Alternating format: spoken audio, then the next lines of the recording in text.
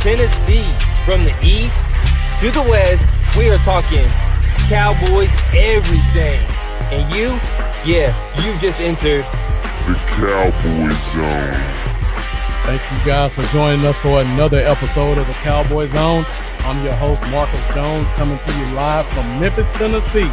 And my co-host, Lambo, will be joining us shortly. But until then, we have a very special episode for you guys. I'm sure you recognize the names from some of your favorite Facebook groups. And I'm sure you recognize the faces from our mock draft 1.0, where we went through the top 10 picks. So today, there was some trades made.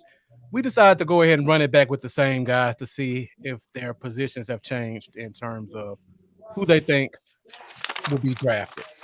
So, guys, appreciate you for joining me. Let the people know who you are. Start with you, Dom. All right. I'm Dominic White, deep in the heart of Central Texas. Represent the Cowboys all the time, 24/7. My passion is all about the draft, getting to know some of these young guys ever since they were in high school and following their path through college and into the pros. And so it's a joy of mine, and I'm honored to be a part of this Cowboys zone. So let's get it. Heck yeah. I'm Elazar Mendoza. Sorry. I'm Elazar Mendoza. I'm from Fremont, Ohio. That's Charles Woodson's hometown too. And just ready to get into this talk and talk the draft. Love this stuff. Oh yeah. If you guys don't know who they are, they definitely love the draft. They love talking about players. They love doing their own scouting. So once we decided to do this show, I had to bring these guys back on the show. So before we get started, Dallas Cowboys Uncensored, thank you for joining us as always. Buddha, thank you for tuning in as well. I know your boy Boss probably going live in a few minutes. So thank you for ducking your head into the Cowboy Zone for a few minutes and checking us out. For you guys who are watching with us, make sure you share this. Share it to your favorite page. Share it to your personal page. Also like, and if you're watching on YouTube, make sure you subscribe. I'm Bluff City Cowboys. My co-host Lambo is Cowboys Y'all. So we got two other guests coming. One is my co-host, and then we got my guy Jeff coming in from Mississippi. They're both running a little bit late, but the show must go on. So let's get into some of this Cowboys talk. First of all, before we go into draft talk, let's talk about these pro days that just happened this week, because there were a lot of players who will kind of shape how the top 10 picks will be. So let's start pretty much at the top, go through Ohio State. Of course, everybody's talking about Justin Fields and that 4.4 140 that he put on display. And then they got two very talented linebackers, Brandon Browning and Pete Werner. Both had very, very good pro days. And then Tommy Togiai kind of stole the show for the big man, putting it up and down 40 times on the bench. So, Mendoza, we'll start with you. Just talking about Ohio State, which one of those guys was most impressive to you? Well, as you guys know, and if you've been following me and in any of the groups, you know I've been on Baron Browning. Baron Browning has been my guy. I wouldn't say his numbers were as impressive, especially when you got to follow Michael Parsons and those numbers. But I liked what I seen from him. I felt like those were around the reasonable numbers you'd see. But I felt like Togiai was someone that kind of sneakily actually stole the show. I feel like he's someone that could be on the Cowboys' radar. Oh, I agree 100% with that. I know people knew he was strong, but I don't think they knew he was 40 reps strong. Yeah, I couldn't remember the reps, but yeah, he put on. Yeah, he did. What about you, Dom? Anybody that kind of stood out for you from that pro day? I mean, you got to start at the top with the quarterback, Justin Fields. Mm-hmm. I know here recently we've heard guys like, I'm not even going to mention his name. He doesn't even be deserved to have his name mentioned here on Bluff City's page. But a former quarterback who calls himself in tune with what's really going on in the league and prospects, just slandering this man's name. Mm-hmm.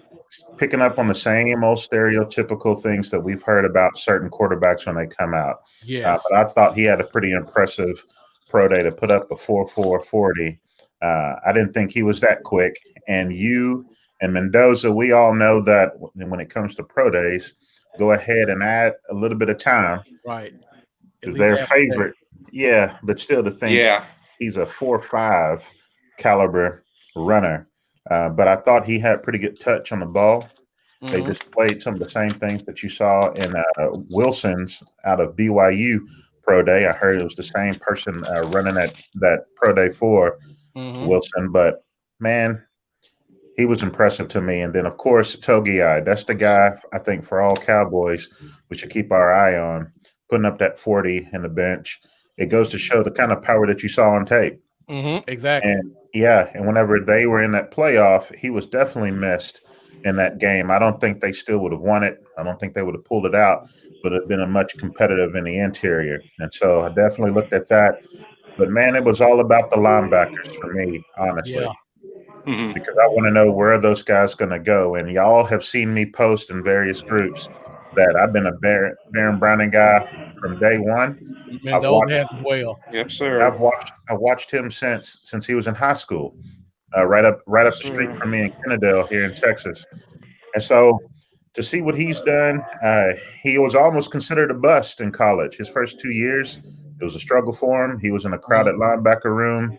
He had to flip positions within the linebacking core, but he kept on. He plugged away, and he had his chance this past season. And you saw the athleticism on display. So I think he's still more of an ascending player. He's got what it takes in between the ears. And so, I could see Baron Browning shooting all the way up to the end of the first round. It would not surprise me. Yeah. I, And you yep, I know totally agree. what's even more impressive about what Baron Browning did? Because people see, like Mendoza said, people see the 4.39 that Michael Parsons ran, and it doesn't give you perspective on just how athletic Baron Browning's combine pro day was.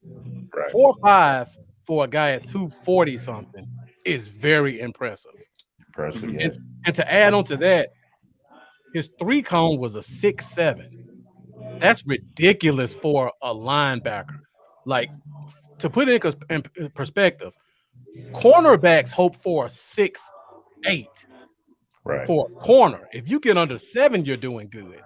This guy had a 6.76 in the 3 cone. That is ridiculous.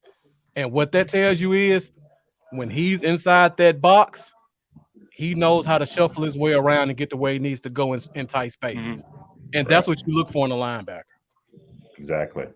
Exactly. So yeah, I just think Browning, he's making himself he's putting himself he's making a strong case to put himself in that top 5 linebacker position. And like I said, I think he has a chance to go um, near the end of the first, probably high in the second. Now, for Cowboys specific, and my board, I placed him as a third round Mhm. prospect, pretty high third rounder, knowing that really, in order for us to get him, we'll probably have to hit him up at that 44th pick. Yeah. When you have a pro day like that with the tape, and also knowing that he's still learning and growing, man, I'm kind of worried that he may be off the board even by 44. Yeah. I am too. I am too. Now, Had he, I want to say, had he chose Florida State, he spurned Florida State like many of the linebackers that we've tried recruiting have. And I feel if he would have went to Florida State, he would have had more of a chance to be a star than he already is because our linebacker room is nowhere near as crowded as theirs. So yeah, he definitely would have got the playing time. But he chose what he chose, and hey, he's still gonna be a star. right, exactly. Now we got to talk about the other linebacker because I don't want to shortchange him. Pete Werner, another talented guy, playing kind of on the other side of Baron Browning. All of his stats and measurables were just a tick lower than Baron Browning's. Browning ran a 4.51. This kid ran a 4.56. Very impressive. I think Browning had a 10.10 broad. His was like 10.8. I just talked about the impressive 6.76 3 cone. Pete Warner's was a 6.8. Again, that is ridiculous for a linebacker Hmm. to have a 6.8 3 cone. So I know I start with you, Dom. You just talked about you had Baron Browning as a third and now he may skyrocket to a first. Where did you have a Pete Werner at, and where do you think he goes now that he has that pro day out of the way? Yeah, Bluff, I told you that there are a handful of prospects each year where I have my grade on them based on what I've seen in their game and following those players. But I always, like I said, that handful, I allow people like yourself, Mendoza, and others to kind of influence me on a guy. I truly had him as an end of the third, early fourth, and it's because I like his athleticism. You see it on the tape. He's got solid functional athleticism. His size is there. He's got a good pace of play. He's got pretty good strength right at the point of attack, but there's some inconsistencies within his game that I've seen. Now, he has been a multi-year starter there at Ohio State, and he started even when Baron Browning wasn't. Yeah. Again, Browning was a one-year starter, and it took him a while to even get through all of that crowded room. But Werner has been there day one, showing off. But to me, he seemed to be tapped potentially wise. I think he's kind of met his ceiling as far as his athleticism. I don't see him as that ascending type of a player. So I put him there at the end of the third. I thought he would have been a great selection for us at 99 with that comp third. I thought 75 slightly too high for him. But man, he put on a show though. And so I'm like, oh, let me go back. Let me go back and see the tape. Now, you talked about some of his deficiencies. His awareness isn't as high as Browning's, and I'm kind of with you. I still have him in the third. I think he's probably moved up just a little bit because he showed that athleticism. Right. But it's certain things you can't teach, and you can't teach a linebacker awareness. So you just have to be kind of cognizant of that when you're doing your analysis. Now, Mendoza, I know you're very high on Baron Browning. What do you think about Pete Werner? Pete Werner, I like him. I feel like he's going to be just as good. Now, when it comes to rounds, I'm not so good on projecting rounds so much, but yeah, I'm not either. I feel like I mean what you guys said about him, that's about right, about like that around that range. I feel like he definitely was just as good as Browning, but like you said, he's definitely not as I guess football smart. Would you say his IQ, his awareness is not as where Browning is, and but I would still take him. I would take a flyer on him for sure. Yeah. I'm curious what you guys think about the other two linebackers with Hilliard and Borland. I don't know if Borland is even draftable, honestly. Okay, yeah. Hilliard, somebody may look at the measurables and say, I'll take a shot late round. But Borland's athleticism is Yeah. Okay. Yeah, I watch a lot of Buckeyes games, so like when I see him on the field, he was usually all over the place, but I think he's just a high motor guy. Somebody may take a shot, but it's a lot of linebackers, and I think his lack of athleticism will kind of get him pushed down. Somebody may like him as a team captain type guy, and people who value that, somebody may take him late. But if we're just going just measurables, I don't know if he gets drafted. All right. Understandable. So before we introduce Lambo, let me say what's up to Queen. Thank you for joining us 2 weeks in a row. Appreciate your support. Shane Odom, I definitely appreciate you tuning in with us. Brian Beard Gang coming in. Thank you for joining.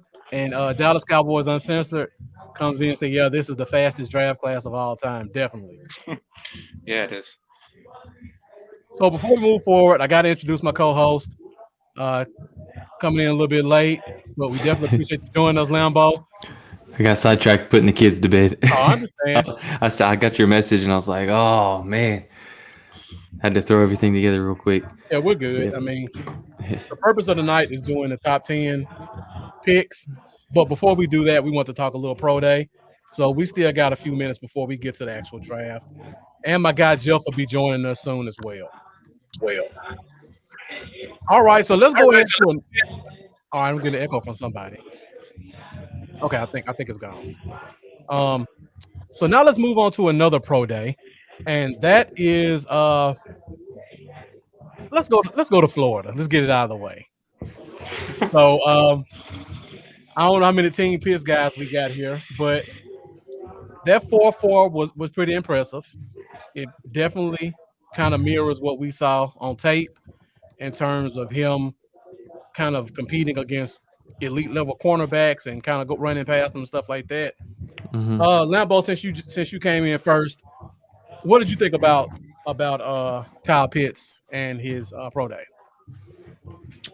Just, I mean, what everybody sees, the guy's a freak athlete, and I'm kind of starting to worry myself that I feel like I'm hyping him up so much in my head that it's, I don't know, I feel like everybody's hyping him up so much that Yeah. this could be, I mean, we don't know, it could be a big time bus candidate, Could be. and but man, 4.4, and 6'5", 245. A lot of people that don't are not on the pitch train, they try to say, you know, he's too small to block and stuff like that. And I'm thinking Blake Jarwin is literally identical in size as far as 6'5", 245. And you don't hear those talks about Jarwin, you know, and not to cut you off, Lambo, this is a late night show. Who gives a shit if he can't block? Like, seriously. thank you, man. Will that stop you from taking Thank you. elite level tight end? That's ridiculous. That's always the argument I keep getting every time you throw out something on him, and that's like the first thing I get back is that he's not an elite blocker. Okay, I'm not going to pick him in the top 10 for him to be an elite blocking tight end, you know. But how about that 7 foot wingspan. the wingspan? Yes, Yeah, 7 foot. this is the biggest wingspan in the last 20 years of any wide receiver or tight end. That's insane. That's insane. Yeah. It's just amazing, man. The people that don't want him won't have to worry about it because I don't think he's going to be there too. I don't either, and we'll get a chance to do our draft soon, and we'll see So where all of us have him going. All right, Mendoza, let me know what you think about Pitts and the performance that he put on display. Oh, I think it was an all-world performance. Nothing we've really seen. Obviously, like he said, like in the last 20 years, those numbers, that's pretty insane. Like I go back and try and think of other guys that come out, and I can't think of anybody that can come close to just what he's been described as. And I think if he were to be the pick at 10, I'm not going to be mad at it, not at all. But I feel like there's a little bit of setting him up for failure, but at the same time, he controls that. He controls that, and we have no reason to believe that he's not going to be great. My only concern with him being here would be just handling, being a Dallas Cowboy and how he would handle that, and just the allure of that. I think that would be my only concern. Yeah. Man, and I forgot to mention the 10-yard split, the 1.50 10-yard split. That is literally, I mean, Henry Ruggs ran a 1.48 for comparison. That's insane. It's wild. All right, Dom, let us know what you think about Pitts in this performance. Yeah, I was all about team Rashawn Slater at pick 10. And then I allowed myself to have about a 3-day stint where I was team Pitts. Then I got off that quick, and then now I'm back on it.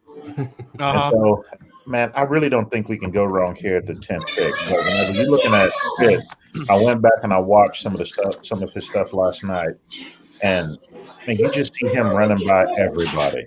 It doesn't matter who it is. And one of the reasons why I watched him last night was I was trying to check out the cornerback from Kentucky.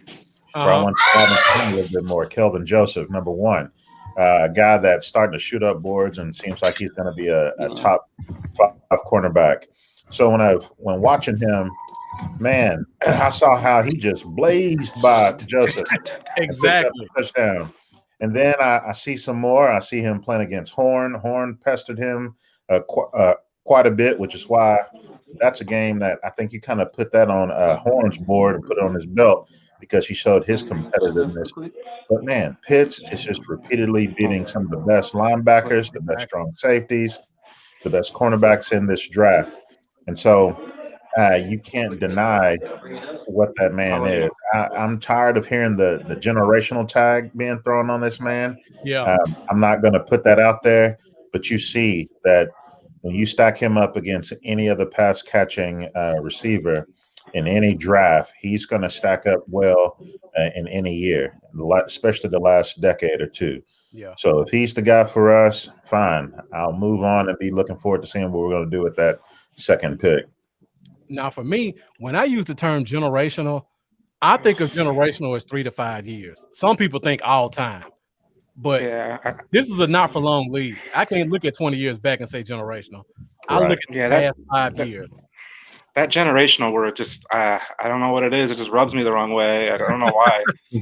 And I've only heard it used so far for this draft for the two players, him and Sewell. And both now are getting talk where like, why are you using generational for them? They're not generational. It's like, okay, well, are they generational or not? So it's like, I just don't like that word.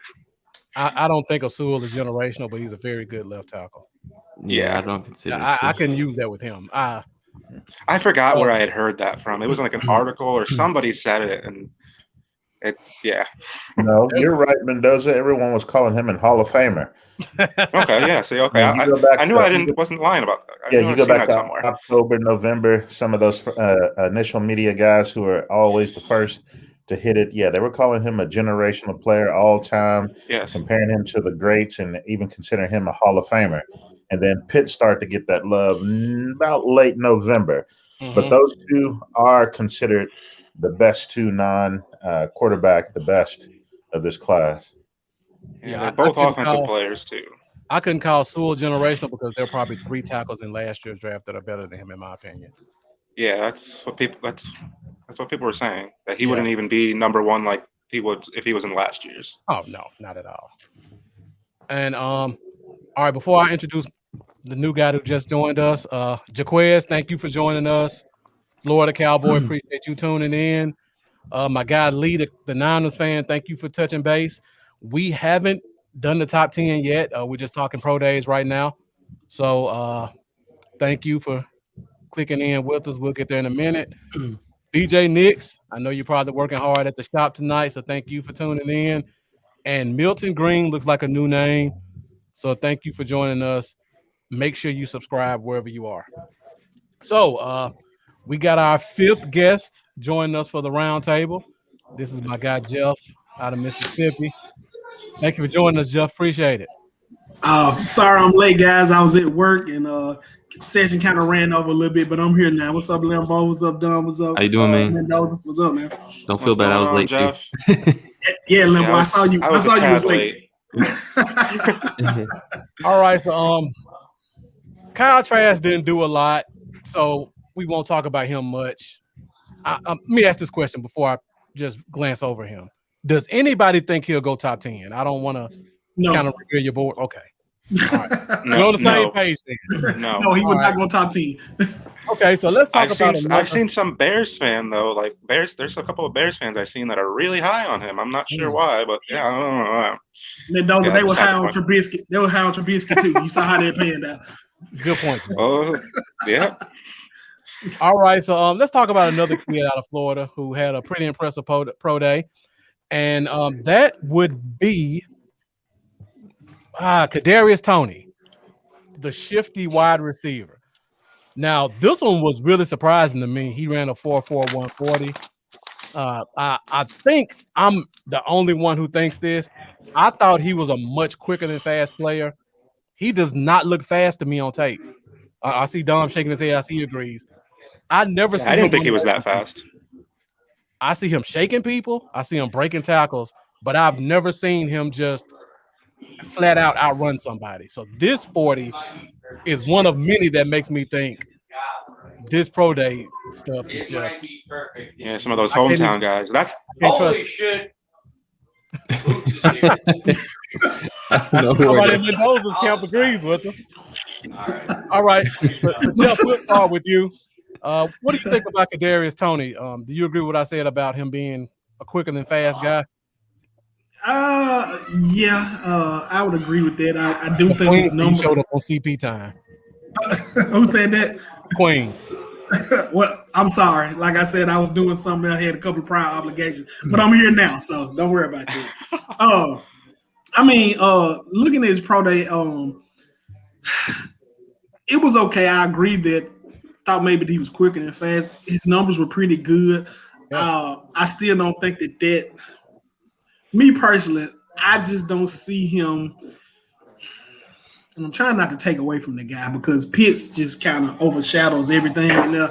I can see him going possibly late, middle, first, late, somewhere in there. I think he's going to be a pretty good receiver. I'm not going to say he's going to be great. I'm not saying he's going to be anywhere near what I think Pitts is going to be. I'm not saying he's going to be anywhere near what Jamar Chase is going to be. I do think he's going to be better than Waddle from Alabama. I will say that. I'm just not that high on Waddle. I don't know why. I think he's a solid receiver overall, and I think he'll be a good pickup. Not for us, of course, but for a team that's receiver needy. Okay. So, Lambo, do you think Tony's a first-round receiver? Yeah. I've I never do. asked a question to you before. Yeah, I do. I've always been a fan of Kadarius Toney. I like the guy, and I always thought when I watch him on tape, I don't really see the straight line speed that the 40 he clocked at shows. Right. But I see, like you said, a very quick player.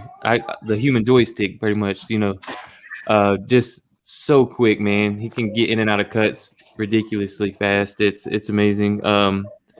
So I do see him to be more quick. I feel like I don't believe that 40 time really. I thought he was a little bit slower than that, but who knows, man? All these guys are running at blazing speed. It seems. And with that being said, let me ask y'all guys this: being that we hadn't had an official NFL combine, how much of that with the 40 times and stuff like that do y'all feel is padded or, just not done by the NFL professional people? How much y'all think that contributes to what's going on with the stats? Dom, we'll let you answer that question.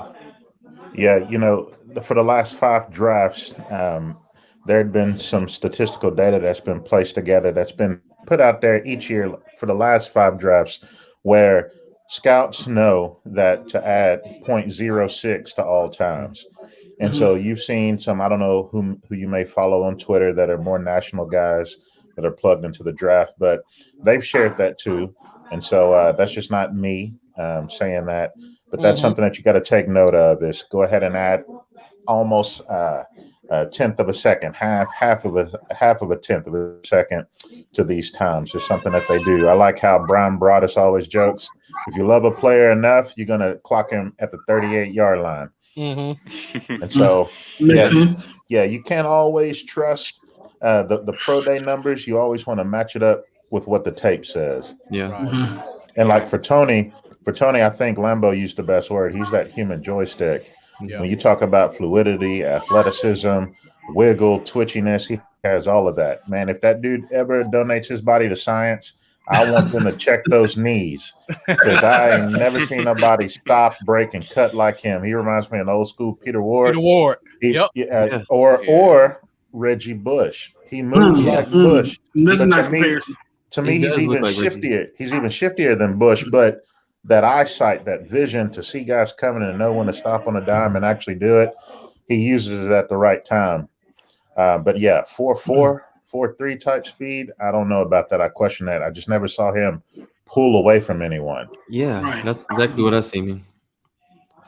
Yeah, another guy that he really reminds me of, I don't know if you guys remember this guy, a kid out of West Virginia named Noel Devine. Little short, stocky running back. That's who I see when I see Tony. Him and Peter Ward. But I like the Bush comparison as well.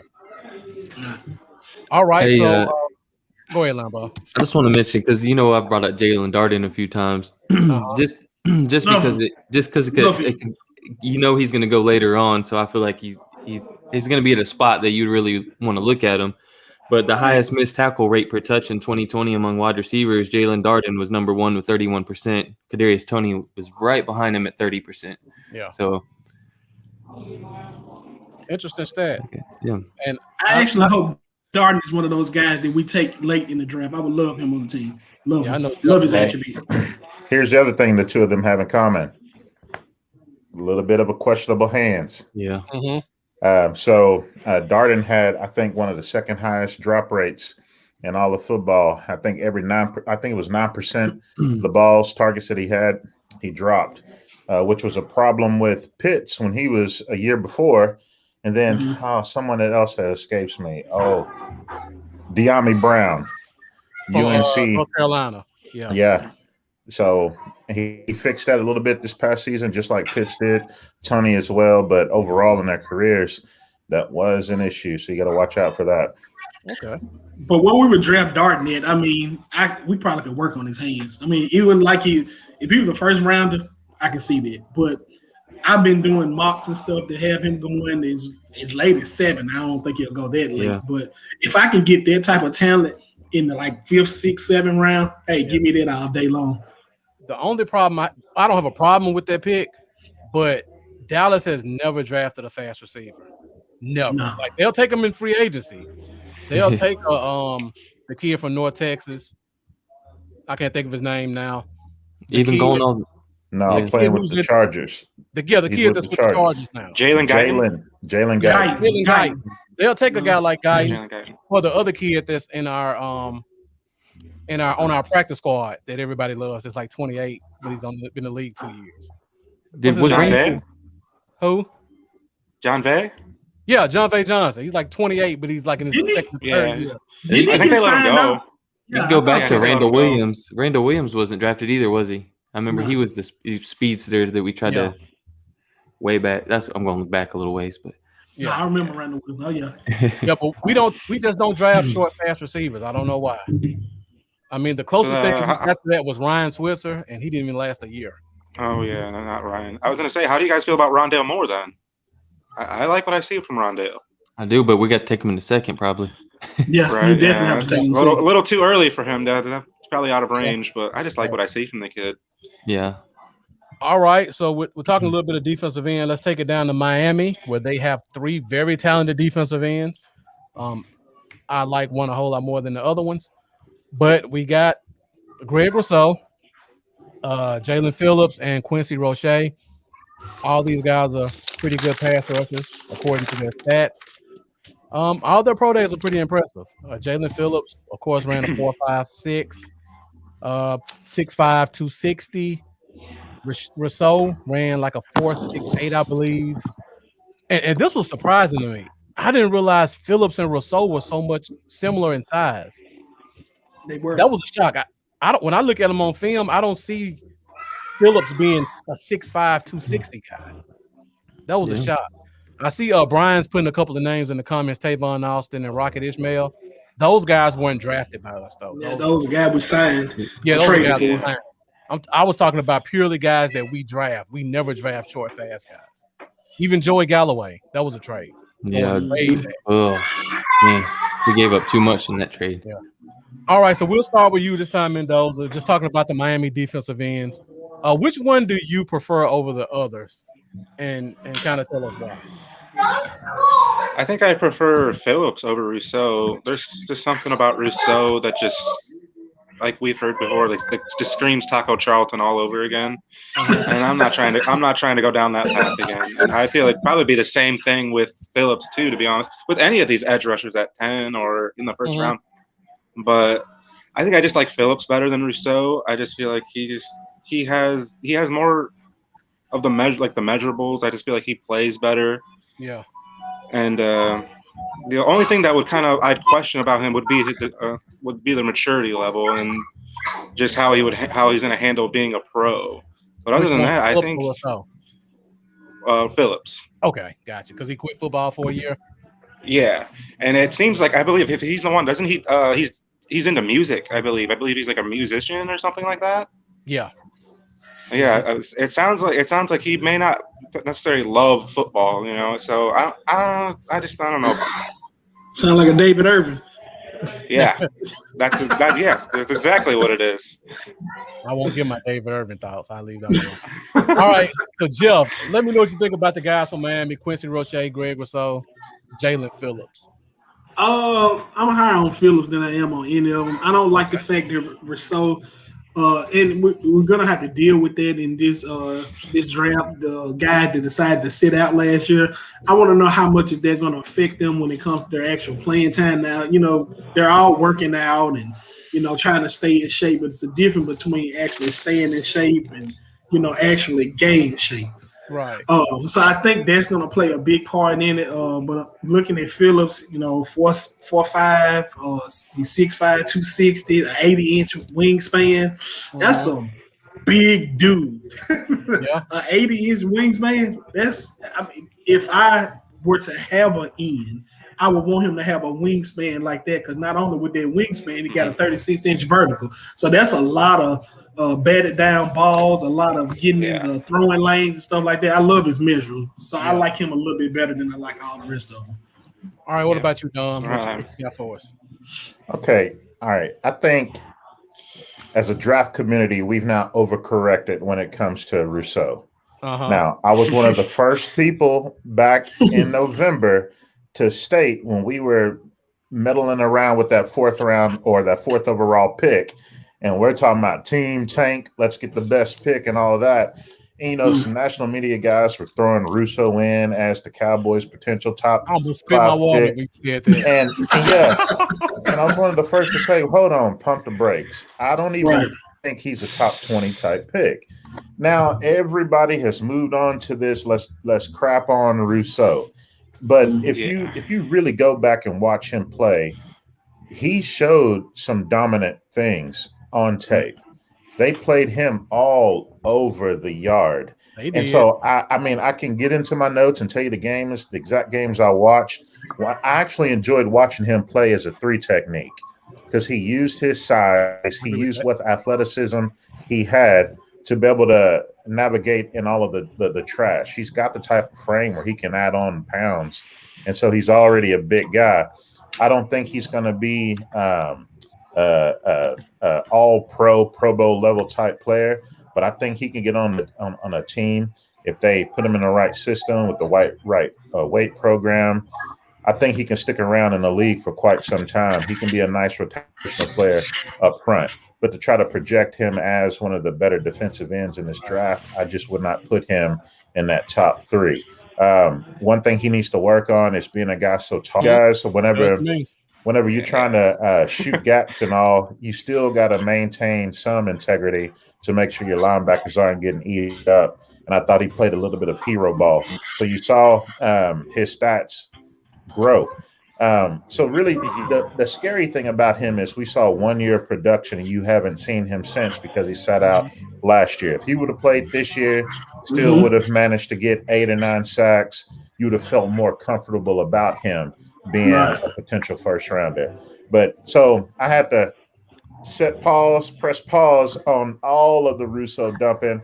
Still though, Rousseau is the second best defensive end on this team.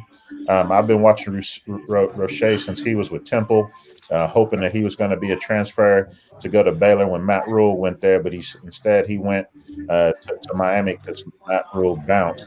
Roche, I just always laugh and say guys like him and Osai, those are Baltimore Ravens all day long.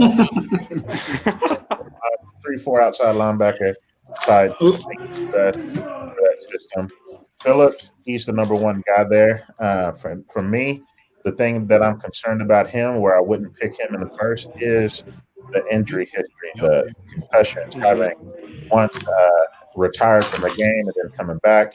I followed him when he was in high school, number 1 recruit in all of the land. Was going to go to my Irish, but went out west anyway. But they're all talented guys. I think they're going to stick around on ball clubs for quite some time. I don't think any of them would be considered one of the best in the game, but they're going to do some damage in the league. All right, these guys did a great job of breaking them down. Now, boy, you got anything to add to that? Pretty much hit. Yeah, everybody hit everything. I would lean towards Phillips, although I don't prefer us reaching for either of them in the first round, and obviously in the second round, I would actually prefer to go another direction, honestly. But I think that they'll be solid contributors wherever they go. Rousseau, I mean, to be 6'6" and have an 83-inch wingspan, it's crazy to me that he only had a 30-inch vertical. Yeah. That's wild. Like not that it's a huge deal, but I don't know. I mean, when I see tantalizing 30-inch your vertical, athleticism. when I see 30-inch vertical, I normally think 300-pound guys. Right, he don't have that much explosiveness. Right. Yeah. So now, yeah. go ahead. Oh, sorry. No, that's about it. Yeah, and then the 7.5 3 cone wasn't necessarily that impressive either. So yeah. Now, to add on to what Don said, because I was one of those people that's been bagging on Rousseau for about 6 months now, and I've been consistently posting. My biggest nightmare is Jerry Jones started talking that War Daddy crap, and Rousseau's name starts to come up at 10. Anybody that follows me knows I've been saying this for months. Yeah. The thing I don't like about him is, like Dom says, he's just a straight up runner. He looks like Frankenstein to me. Like when I see him cross the line, it's like, and then he grabs the guy. And when he's playing end, he goes around, he comes back, and he grabs the quarterback from behind and tackles him. All of his sacks are just like that. I've never seen him use his hands. I've never seen him really bend. And I'm going to challenge you guys on this one because I love Terrell Basham. If you want to see what hands should look like for a defensive end, put Terrell Basham and Greg Rousseau side by side, and you tell me which one you think should be a first-round pick. I'm telling you, it's night and day. I was gonna say I think I like Basham better than Phillips, and I think he's actually probably my number one rusher, to be honest. I really like Carlos Basham. I really like him. I think he does a great job with his hands, and just I feel like he gets it. Yeah, Mark has been on that train for quite some time now, the Basham train. All right, I was confused because I thought you were talking about the Terrell Basham that we just picked up. So you talking about Boogie Basham? Yeah, Boogie Basham. Got it. I'm about to say Basham. The Basham we just picked up, who used to play for Ohio in college, I was high on him, but the Jets just had him out of position. But Boogie Basham from Wake Forest, like you said in a little chat between the two of us, it's not the sexy thing to get a strong side defensive end, but man, he's like a Greek god. I mean, you see the guy, and there's not many defensive ends in this draft or any other that look like him, and he's put up solid production his whole career. And last year, I was surprised that he didn't come out because I thought he was an early second round defensive end. I don't think he did anything this year to really improve his stock, but he definitely did anything to hurt it. Yeah. So, Basham is a forgotten defensive end in this draft. But I love his hands, and I like when he goes for a tackle, he doesn't go to put the guy on the ground. He goes to, like, injury. Like, I know we shouldn't say that, but when Basham hits somebody, he's trying to put you through the dirt. And I love that about him. He plays now. That's what we need. Yeah, we need attitude. Yeah. That's one thing our defense lacks. Our War Daddy doesn't even have that attitude. Right. All right, so I got two more teams I want to go through real quick before we get to this top 10 draft. So next we got to go to LSU because we got a couple of guys that everybody's kind of high on. One of them probably go top 10. So that's Jamar Chase. Start with him. Another guy, his 40 time surprised me. 4.38. I did not see that from Chase. Now, I heard my guy Boss Cowboy last night, and he was saying it didn't surprise him. So let me get you guys' take. When you watch Jamar Chase in that one great year he had, did you see 4.38 speed from him? Lambo, we'll start from you and we'll go clockwise. I thought he was going to be in that 4.43, 4.44 type range. So I wasn't expecting the 4.38, but like we said, add the point, was it 0.06 or 0.05 to these guys, as Dom said. So this extremely talented guy. I will say also the year off doesn't bother me with him. If anything, I think it's going to give him even more fresh legs coming into this his rookie year. And anybody that gets him is going to be lucky, a lucky person. I'm just going to go record say when Philly traded out of 6, that was the first thing that went through my mind is we ain't got to go against Chase 2 times a year. So I'm feeling good about that. But yeah, he's impressive. 41-inch vertical. Best wide receiver in the draft, in my opinion, and I think he's going to be really good. Okay. Don, what about you? Did you see that 4.38 speed on tape? this is a hard one for me. Really? I watched him in person, and Okay. so I would say that I saw a 4-4 type athlete but his game was really more about right off the line. He was able to get off the line no matter if you played him physical, no matter if you tried to do a little soft coverage. He just had the football instincts and intellect and how to get himself open. And he caught a lot of contested balls. So that's probably where it kind of surprised you. It's like often the guy is right there with him, but he's catching that ball. So how fast is he? So I understand why you would think 4.38. I don't quite know about that, but he was definitely a pretty fast athlete. So I had him more maybe a high 4.4. Yep, me too. Yeah, that's what I was thinking. Yeah. All right, Mendoza, you got anything to add to that about Jamar Chase? Yeah, Dom was pretty spot on with that. I remember when Jefferson came out last year, and they were talking about whether or not he was better than Chase last year when they were they projected that they both might come out, or actually not that they both come out, but just that Jefferson was better. And I was like, I don't know. And now after the years gone by and seeing where he's at, I guess I don't know. Chase is pretty good, and I think that speed is about right though. I think that's. Yeah. All right, Jeff, I think we pretty much beat Jamar Chase. And before you answer, guys, let's get those likes up. We're about to go into our top 10. So make sure you like this. Make sure you share it. Make sure you keep giving us these great comments and giving us your input. Now, Jeff, I won't let you talk about Jamar Chase because there's another receiver in LSU. I want to talk about Chase. Okay, but I know there's another receiver that you really love in LSU, and that's Terrence Marshall. You talk to me about him all the time. So if you want to talk about Chase, go ahead and throw your 2 cents in. But you start us off about Terrence Marshall and what you see. You kind of threw me for a whirl on them because, like I said, I was prepared to talk about Chase. I need to switch my notes up. Huh? Let us know what you think about Chase first, and then talk about your guy Marshall. All right, let me do Chase first. I'm kind of with the group. I didn't see him as a 4.3 guy. Marcus, we oftentimes talk about those generational talents that you talk about.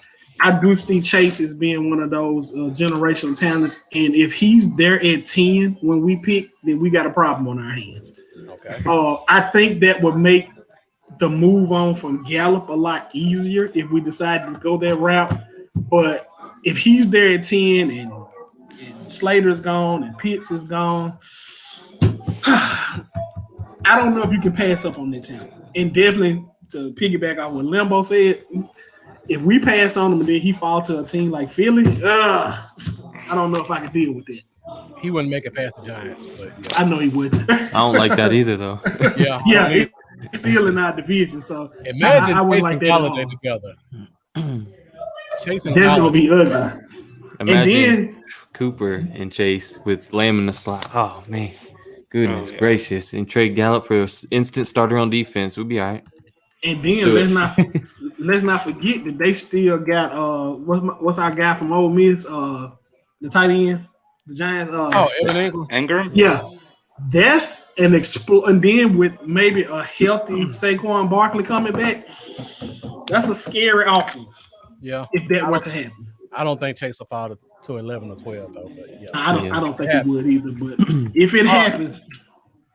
All right, Jeff. So you and I had a discussion a couple of days ago because you think Terrence Marshall is a lock for the first round. Let us know why you think that. Let's see. What can I say about Marshall? I mean, the 4.38 speed, 6'2", 200 pounds. That's evident. Right, and then you got to look at the lineage of receivers that come from LSU. They're going to be well coached. They always almost stars in the league. I just don't think that you can go wrong with any receiver from LSU in the top part. Of course, you got your third and fourth receivers and stuff like that, but the 4.3 speed definitely. I mean the other measurables and intangibles he got. I think it could be up for discussion. I just say it like that, whether he's a first round talent or not. All right. So, guys, we're almost at 1 hour, so I won't go through everybody. Does anybody else think Marshall is a first round pick? Just curious. He'll be a late first round pick. I'm borderline. Dom, I see you just unmuted yourself. I would not put him in that first round. However, so many are propping him up. It Yeah. just wouldn't surprise me with this wide receiver class. It's that each one of them have something to their game that I love, and each of them have something that I'm a little bit hesitant about. So it wouldn't surprise me if he was the fourth receiver taken off the board. So you think he go over Tony? Yeah. Okay. I definitely can see him in those later teams that made the playoffs, like your Kansas Cities and stuff. Like he won't probably fall there for it, whatever. But I can definitely see somewhere down in that line where somebody need a receiver. So I'm assuming flyer. you see him kind of like a Justin Jefferson last year. People see him like a big slot, but that 40 speed kind of suggests otherwise, and he goes late first. Now his vertical wasn't bad either. 39 is vertical. I mean, it's not the 41 inch vertical that Chase got, but I mean, there's just 2 inches difference. Yeah. You know, All right. That's not bad either. Real quick, I got 2 more players I want to talk about. We got to talk about the guy from LSU, Big Tyler Shelvin, 6'2". He came in at a slim 350. A slim 350. Slim. Yeah, slim. I see we lost somebody. Who was that? It was Mendoza. That was Jeff. But yeah, he came in about what people expected. Does that change your views on him in terms of drafting? Mendoza, we'll start with you, and then we'll go around counterclockwise. Dom and Lambo. No, I wouldn't say it changes my view so much. I'd be curious about playing at that weight for 17 games now, and just him managing to just being able to hold up for an NFL season. But no, it wouldn't scare me off or deter me from him. I still think he would be a great player for us, and I'd still go get him.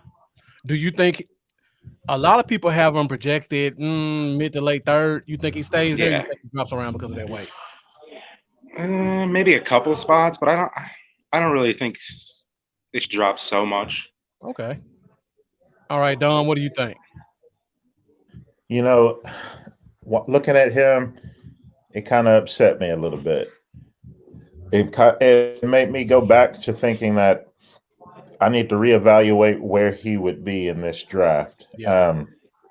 I know that they had reported that in years past he'd actually been a bit bigger, and so weight wise I was fine, but looking at his overall measurables and stacking him up to other defensive tackles and other drafts, it made me think I think we could get him in the 4th round if the Cowboys still so choose to try to get a one-tech.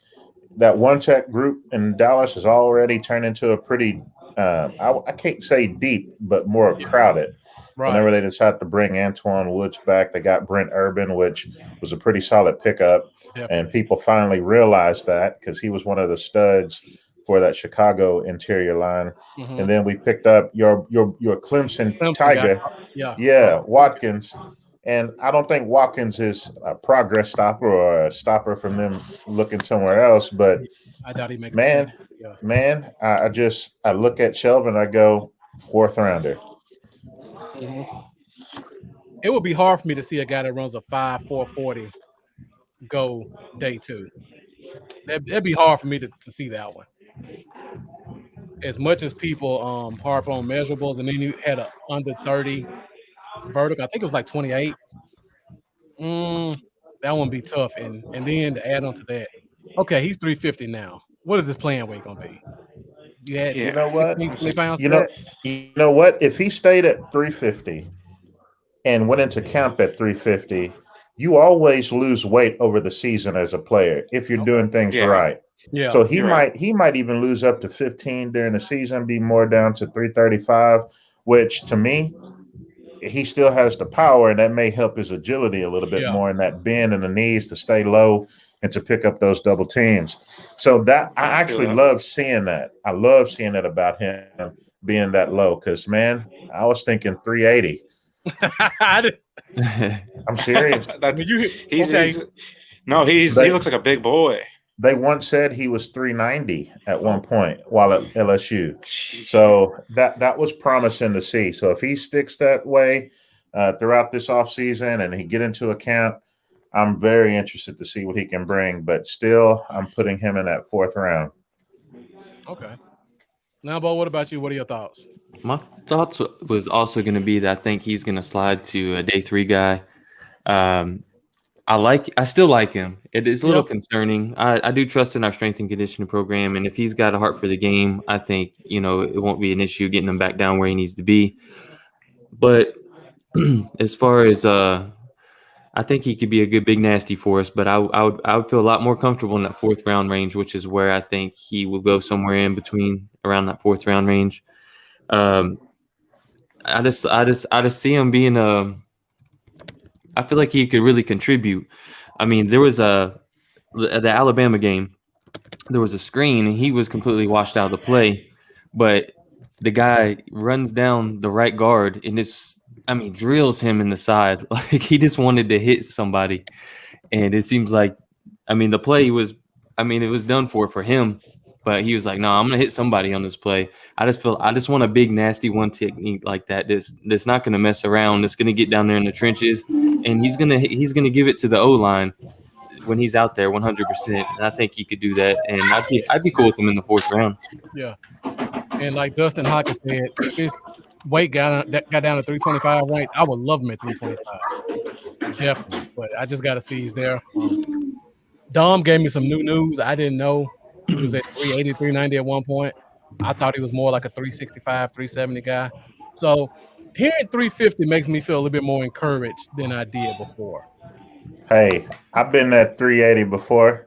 I've been 381, so it ain't too hard to get to 381 and still look good. Still look good. Be able to wiggle. I'm about 350 right now, so don't get too wide-eyed on it. Hey, I was 345 about 6 months ago, so I can't talk. I was right there with Shelvin, same size pretty much. All right, so I got one more guy I got to talk about. Then we'll start this up, and that is the Joker, Jeremiah Owusu-Koramoah, linebacker. Came in with an impressive 4.15 short shuttle and a 6.83 cone. We talked about that before with Barry Browning. That's just really impressive for a linebacker. It's more impressive for Browning because he's 245. But even with Koramoah, who another good thing is, I heard he was at like 222 or 223 for his pro day, 221. So that's good for him as well. Now you don't have to pencil him in strictly as maybe a safety. He has enough weight to play that wheel for a team. All right, so Jeff, since you just joining us, let us know what you think about Joker. Where do you think he goes? I love Joker. I love his intent. I love a player that can give you multiple positions on a team. I feel like that, just like with our Keanu O'Neal signing, I love that the fact that he can slide back to safety and he can also come in and play linebacker.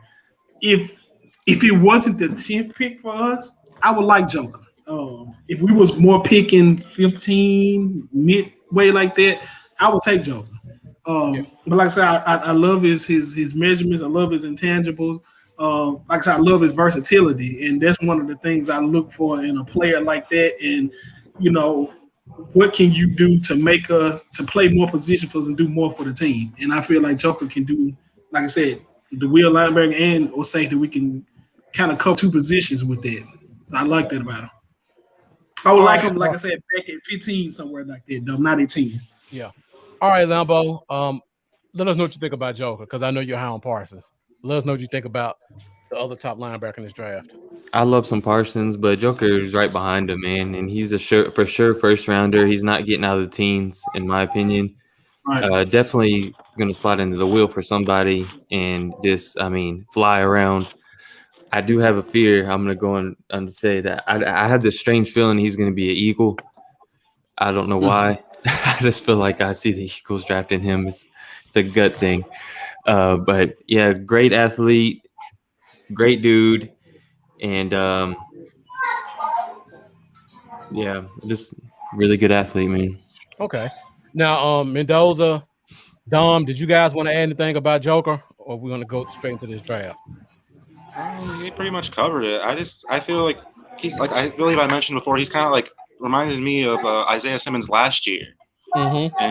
and I felt like, the safety linebacker, which is it, but I feel like he would be a good will linebacker, come in, kind of like what Keanu was gonna do. Just that guy that's gonna Yeah. I can maybe do a little covering. He's gonna be down in the box, stuff like that. But yeah, that's pretty much it. I did find out recently he was also from the 757, which somehow I didn't know because that's where I'm from in the Norfolk, Virginia Beach area. And I tell you, that area just produces talent, man. I'm talking about talent. Like you're talking about like guys with, I don't know what it is, but everybody out of the 757 back home is just a super athlete. You're talking Vic, you're talking Iverson, there's Cam Chancellor. There's so many guys, the list goes on forever. So yeah, I think he's going to be a good one. Okay. Yeah. All right. Dom, you have anything to add, or you want to go into the draft? Yeah, I'll just be brief. If there's any player that I've seen the most, it's this one. I've seen every single snap of this young man's career at Notre Dame, being a fan of theirs. And so I know the other day the Cowboys coaching staff this offseason have already used again that word multiple, which may shake up a whole bunch of people. But he's the type of a linebacker that you can use whether you're in a 3-4 look, a 4-3 look as that will, or a strong safety. You can play him in a dime. He can be that middle linebacker for you. He can play all over the yard.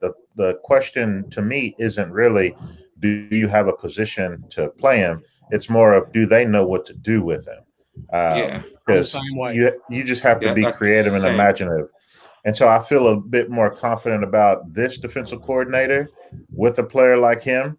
So if they were to pick him in that early first round, maybe in a trade back situation, you never know. I know a lot of people keep thinking about staying put or maybe even potential move up. Yeah. But man, if Dallas were to move back a little bit and they're able to get in, great. But at 10, it's a slightly too rich of a position for me, even with Parsons or Owusu Koromora. Yeah, I would have to see them get a big nose tackle to cover him up, and I don't think they would do it. I'm just like that one. Seeing them sign Keanu Neal and kind of just saying off top he's playing linebacker, that gives me a little bit of hope that maybe they have a plan for a guy that size. But I got to see it to believe. All right, guys, so we're right at an hour. We're about to go into the top 10. Again, everybody who's watching, thank you for sticking with us. Keep those comments coming in. Make sure you like. Make sure you share because we're all going to give our top 10 picks. So, unlike last time where everybody made one pick each, we're going to do it different this time. And, guys, if you're not talking, make sure you mute the mic. So, what we're going to do this time is, like we did with the 10th pick before, we're going to do a 2-minute countdown. And then where you guys have your names at currently, which is right here, you'll go in and put the name of the player that you want to see picked at that spot. So if you guys don't know how to change your names, you click on the 3 dots by your picture and click edit name. All right, so we're at an hour, 4 minutes. We'll try to get through this in an hour if we can. But I know it's going to be a lot of good dialogue coming. So, guys, make sure you bear with us. Should be some very interesting talk and a lot of good discussion. So let's get into it. Let me take this down.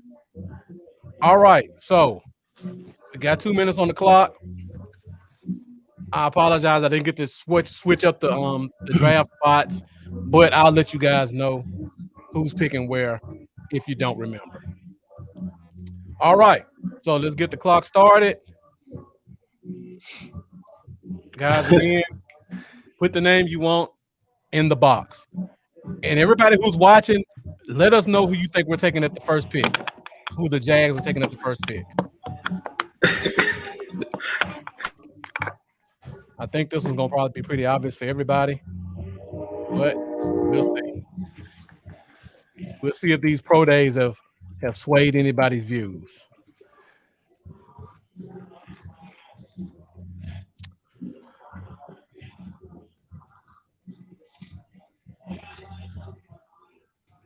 We're starting off with Jacksonville first, guys. Jacksonville. We're going through all 10 teams ahead of us.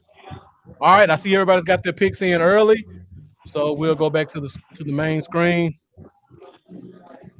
and let's go ahead and reveal who everybody picked. All right, and just like I thought, there was a consensus. Trevor Lawrence, first pick to Jacksonville. Now, before we move ahead, does anybody think there's a chance Jacksonville takes someone other than Lawrence? Anybody? Nah. Nobody? Okay. All right. Well, let's go ahead and get back to it and go to the second pick. And to me, this is where the draft gets interesting at, because we don't know what Jacksonville is going to, not Jacksonville, the Jets are going to do. The trade was very interesting because the Niners didn't try to move up to 2. What that tells me is either the Jets are comfortable with the quarterback they have, and the Niners think the quarterback they want is going to slide to 3, or Shanahan and LaFleur have been kind of talking, because LaFleur came from San Fran as well as the head coach. Maybe the Jets kind of let them know this is who we're taking, and the Niners feel comfortable that the guy that we want at 3 will be there. So let's start the clock up, and let's see who you guys think the New York Jets are going to take at 2. And again, guys, let us know what you think in the comments. I feel like this is a spot where we're going to all have different names at.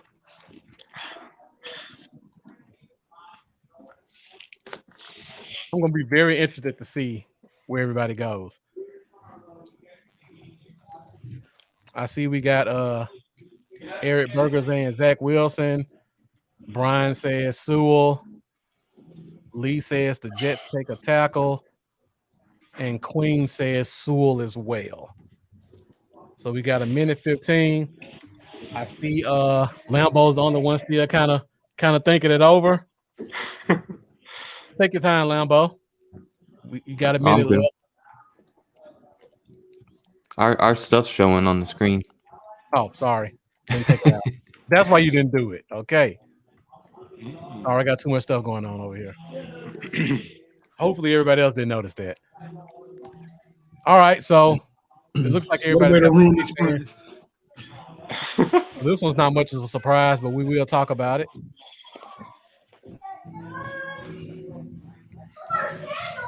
All right, so Jeff is going with the crowd with Sewell. The rest of us are taking Zach Wilson. So, Jeff, since you're the odd man out, the lone wolf, let us know why you think they take Sewell. Well, first of all, I do think it's a slim chance that they take Wilson. But the simple fact that they hadn't tried to move Darnold at all, and this guy's a defensive coach, and Darnold is still young. I mean, Darnold is not a bad quarterback. He just didn't have a good team around him. So I think they may want to kind of, they still got him cheap on a rookie deal. They want to try to see what they got in him. And so they just want to try to put some pieces around him. You see what they did in free agency. They gave him some receivers. They gave him a pass catching running back. They put some weapons around him. So I think now what they want to do is ensure that he's going to be upright, and then, just secure that and take a tackle. Yeah. Now, I agree with you, Jeff. And to add on to what you said, I don't like Adam Gase as an OC. I think he's been overhyped. So maybe they want to see what Darnold looks like without being with Gase, because we've seen guys like Tannehill take a step forward, and the 2 receivers in Miami, and the running back that went to the Cardinals, Drake. So maybe they feel like Darnold's not the reason it was Gase, so they want to see it. But me, when you're picking that high, they don't have to get rid of Darnold because his contract is cheap. To me, this gives them time to groom a Zach Wilson, to not have to throw him out there to the fire because he didn't play at what's considered a high-level competition. But I don't know if everybody else agrees with me. I feel like new coach, new OC, he wants his own guy. he's in a rare opportunity where he pretty much gets to hand pick them, and this is going to be the guy that determines the next 5 to 10 years of his career. I don't think he wants to leave that in Darnold's hands. Now, if that were me, what I would do is I would have tried to move Darnold while I could get something for him, and then still draft Wilson, and then maybe bring me a veteran guy in that Wilson can kind of learn under, instead of having him to, I guess you would say, compete with a Darnold. Because you got to think that Darnold going to have the leg up on him, just because he's got a few years of experience. And I see Queen made a good point about the Jets have been using Sam Darnold in all their promotions. Some teams are pretty shady about that, and if they think they're going to get rid of a guy, they will start promoting somebody else. I mean, we saw them do it with Dak in Dallas last year, so it's not surprising. And we saw them release a little season teaser without Dak before the contract hit. Right, exactly. Making people think, oh, Dak might be out of here. No, he's still in there. All right. Anybody else want to add anything on Wilson? Yeah, I think you hit it. I think you hit it on the head.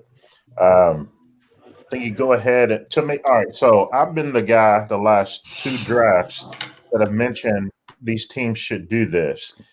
Last year, when the Washington football team had their number 2 pick, I kept telling everybody they should pick Justin Herbert. And everyone's telling me that draft, the generational talent was Chase Young. And I got it. I get it. Man, it's phenomenal. But that team already had a pretty good defensive front. You still had quality picks to continue to add to that if you need it. But that quarterback position is the position that's ailing them. And so I continue to think, Tua was QB3 for me. Herbert was 2. And Joe Burrow came out of nowhere his last year at LSU.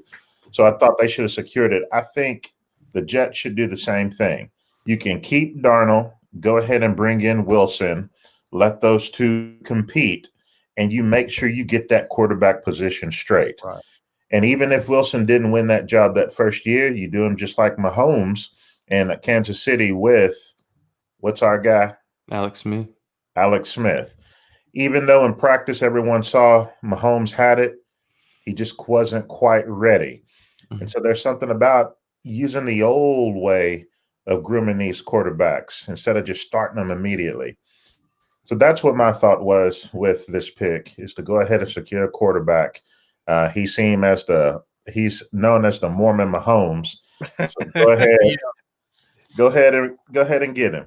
Yeah, and I know Darnold's a former first-round pick. His stock isn't going up. Like, you can keep him until the trade deadline. You're probably going to get the same, maybe second, third-round pick that you get if you kept him all year that you probably get right now. So there's no rush to get rid of him, and I think his contract is only $4 million. So you can let both of them be on the same team because combined their salaries won't even crack $10 million. Now, Mendoza, I saw you unmute. Did you have anything that you wanted to add before we go to the next pick? No, just that I had seen I think it was on ESPN or somewhere, just a proposed trade of perhaps Darnold to Seattle and then Russell Wilson to the Bears. But I think it was just speculation. People just I'm not sure if that'll happen. All right, so Dustin Hocken makes a good point. How odd is it that after Wilson's pro day, the same day that trade happens?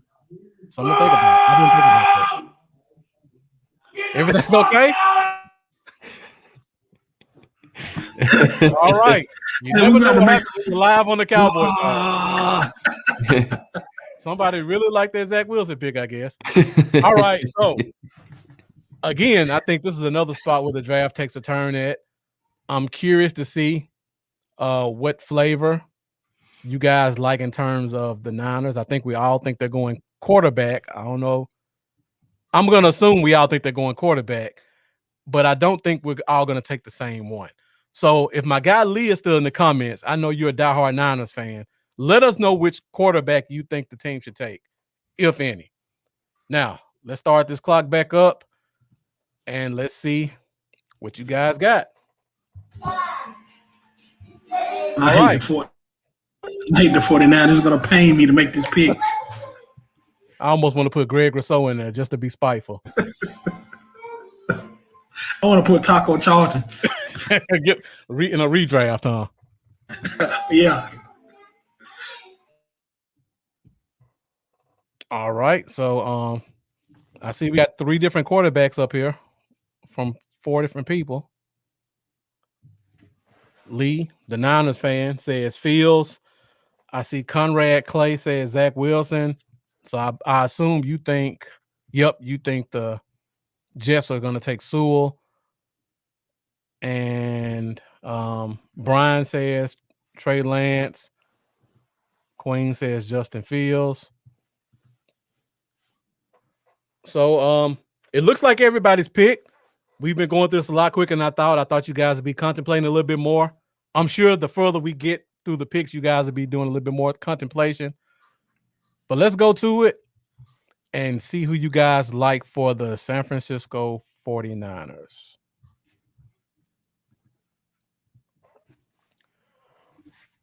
Okay, 1, 2, 3. Okay. So it looks like Mendoza's the lone wolf on this one with Trey Lance. So Mendoza, let us know why you think the Niners go with Lance. Oh, your mic is still muted, Mendoza. Sorry about that. Yeah, I just felt that Lance fit their system better. I just felt like that. Who's the coach? I can't think of the coach now. Is it Shanahan? Kyle Shanahan, yeah. Yeah. Okay. Yeah. I just felt like he sees in Lance someone he can mold into a QB1 for them in the future and stuff like that. Although I do like Fields. I do like Fields. So I could totally still see them taking Fields over Lance. But I just think that Lance is the guy here. Just a hunch. All right. Lambo, let us know why you chose Fields. I mean, personally, I think he's the next best quarterback on the board. I think that I feel like they traded up to 3 knowing that Wilson is going second overall. So they felt extremely comfortable doing that before they made that happen. And I think it was for Fields. I think in their mind, they'll probably come out right after the draft, right after they take Fields, and say that they consider him the best quarterback in the draft. And people will be like, oh, okay, wow. We'll see. He's got good size on him. He's accurate. You know, when the play breaks down, he can create, and I think Kyle Shanahan will, build the offense around him, and I think they'll have a lot of fun over there with Shanahan. Yeah. All right, Jeff. What about you? What are your thoughts on Fields to the Niners? Well, first of all, I wish Terry Rudd was in the chat because he swear that they're making all that trade to take Pitts at 3. You don't trade what you trade to take a tight end. Although Pitts is a great talent and all, you don't do all that. That move indicated that you're going to take a quarterback.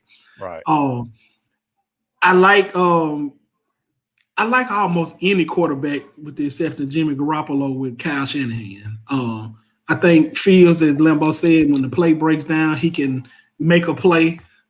He's got pieces around him. He's got a tight end. He's got a pretty good offensive line. He's got run after the catch receivers, which is I think will bode well for him. Yeah. I still think that in order for him to be as successful as he need to be, they need a speed deep threat. And I think that would help take Fields' game to another level. I mean, they also could go with Zach Wilson here, but I just think they're going to go with the consensus, what I think could be the second best quarterback in the draft, and that's Fields. Dom, you got anything to add to that? Yeah, I was the one all the way back during the college football season that continued to say that there wasn't really that wide of a gap between Lawrence and Justin Fields. Mm-hmm. And if you really chart back and watch them at the Elite 11 when they were high schoolers, Fields was the better quarterback by far. It wasn't even close. But you saw the tools and the size and all of that came along with Lawrence, and you knew that he could get there. And so the number one quarterback in all the land was Fields that year. But whenever you see Justin Fields and his maturation through his time in college, leaving Georgia, going to Ohio State, I just see a kid that's mentally tough. He has the poise. He has the arm strength you need. He's got athleticism. He's going to fit that system quite well. And like Jeff said, you don't move all the way up and not get a quarterback. Right. And so I think the writing is on the wall. Everyone in the league knows what's going to happen at that number 2 pick with quarterback going 2 and it being Wilson. And so I think San Francisco felt comfortable to move up to get that 3rd spot, knowing that the Jets aren't going to bail and then miss out on their guy. So I think San Francisco is sold out on Fields, having the great work ethic that we see him have, being a gutsy player. Dude almost lost a rib and a liver in that college football playoff, and he got back out there and led those troops and did the best that he could do to put them in that final. And so, man, to me, this was kind of the easier one. Honestly, I know a lot of people are boggling and arguing over this number 3 spot, but I really do think it's going to be Justin Fields, and I don't think it's that tough. Yeah. Now, to Mendoza's point, Lance would definitely be a great fit in this offense as well. He has the arm talent. He has the mobility. But like my guy Lee said, who's a Niners fan, Lance just doesn't have the starts, and he hasn't played the level of competition. I fully expect to see Garoppolo gone within the next 30 days from San Francisco. And I don't know if you want to trust Trey Lance to kind of take over your franchise. Like Dom said, Justin Fields has all the traits you want for a quarterback.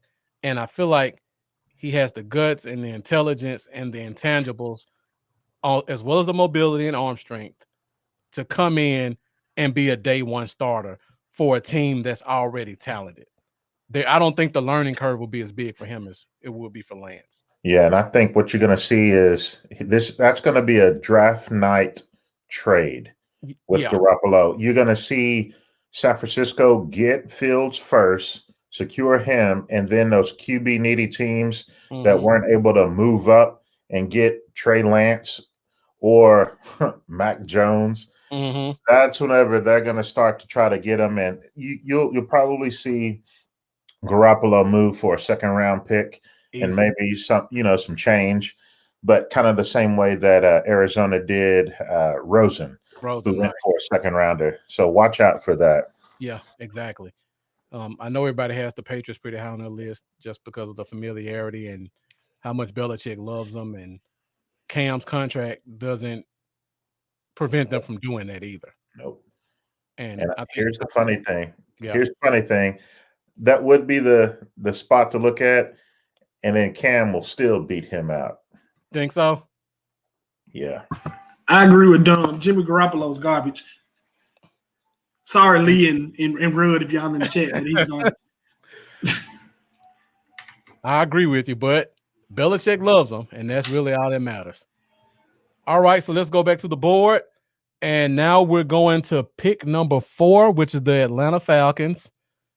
Another interesting spot to me because they could go quarterback. They could surprise some people and take a defensive guy, because I talked about this stat before. Last year, 10 of their 11 starters on offense were 1st-round picks.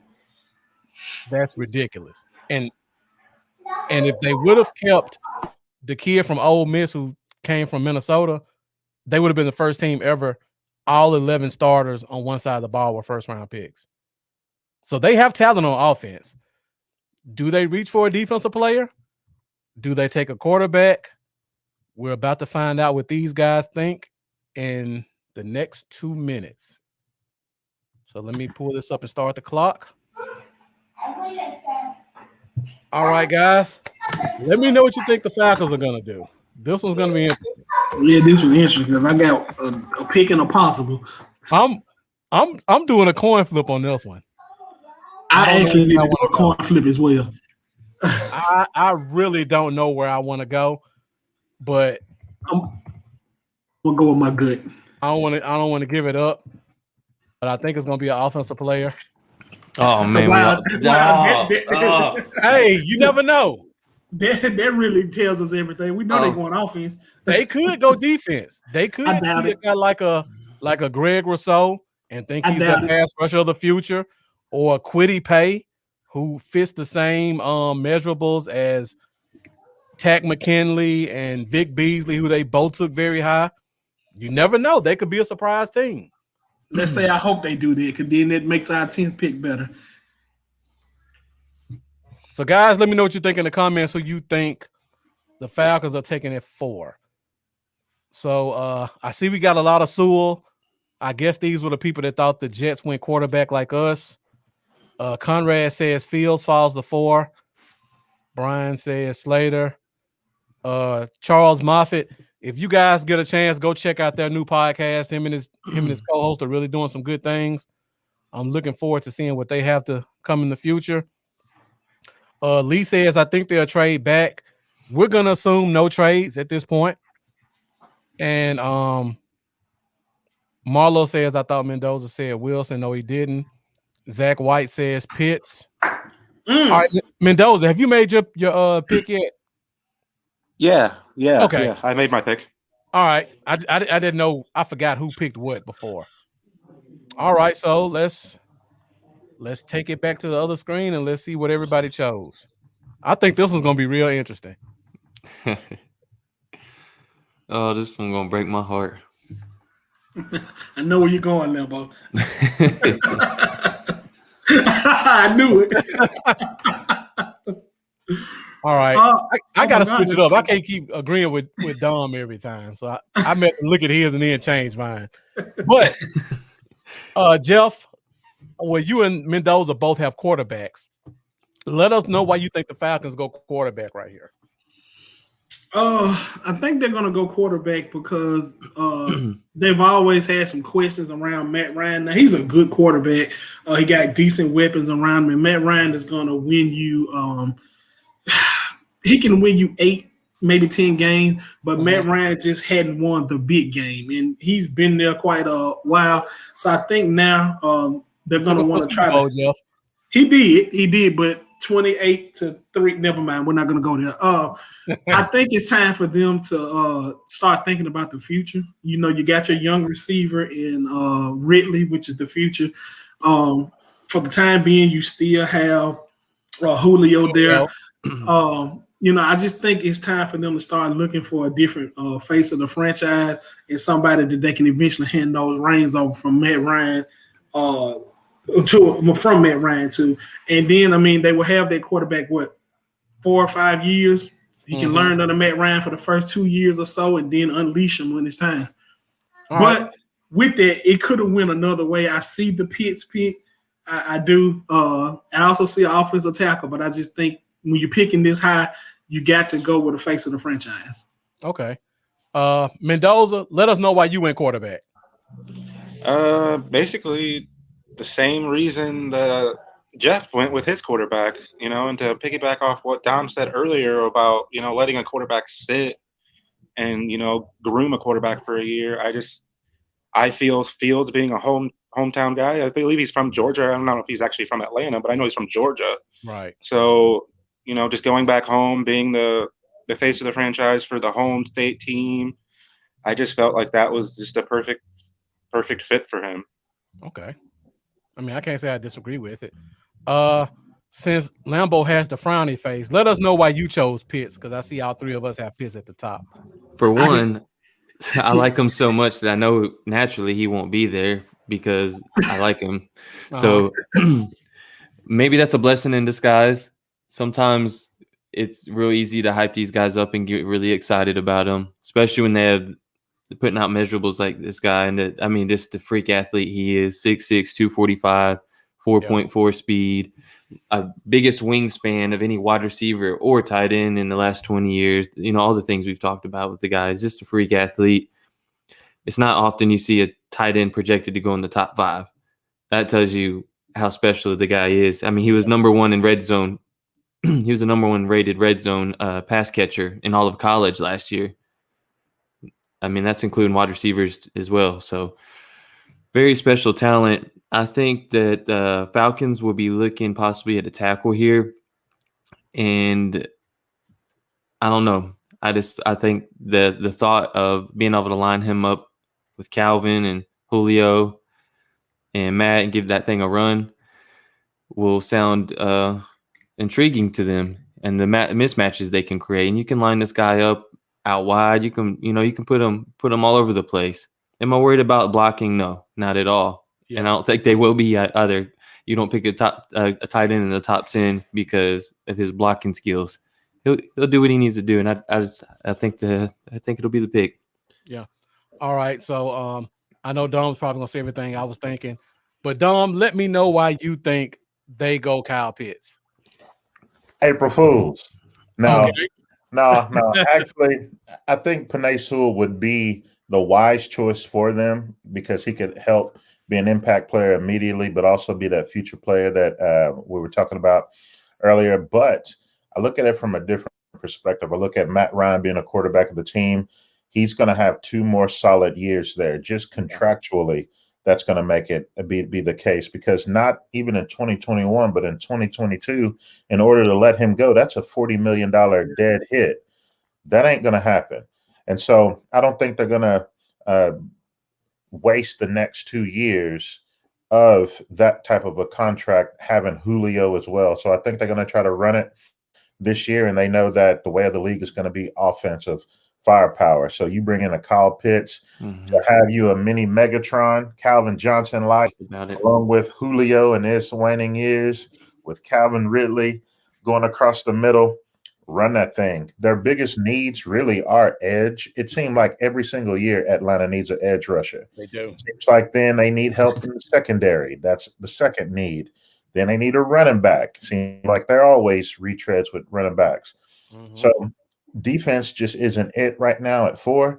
And then they're so high enough in the second round, they can find like an Eichenberg. Or maybe if a Jenkins is there near the end of the first, maybe they can trade up to go get him and secure a great tackle. So go get that generational player in Pitts and see what's going to happen. Yeah. Now, to kind of add on what you said, I was going back and forth between Pitts and Chase. But then, like you talked about with Ryan, I look at Julio's contract and his dead money's probably at 30, 40 million as well, which is ridiculous for a 31-year-old wide receiver. And he's been missing quite a few games the past few years. So I was thinking, you know what? Maybe they go receiver. But then, like you said, I look at the weapon, the offensive weapon of Kyle Pitts. If Julio goes down, Pitts can help supplement everything that Julio did. And on top of that, the Falcons' #1 issue offensively has been touchdowns. I don't think Julio's ever gotten more than 7 touchdowns in a year for his career. I think Pitts can come in and do that year 1 on a team like that. I know some people think they traded for Hayden Hurst last year, so the tight end position is set. But a guy like Pitts just helps supplement what they can do on that offense. And maybe they could put him out wide and put Ridley back inside where he's really dangerous at. They have a lot of stuff they can do.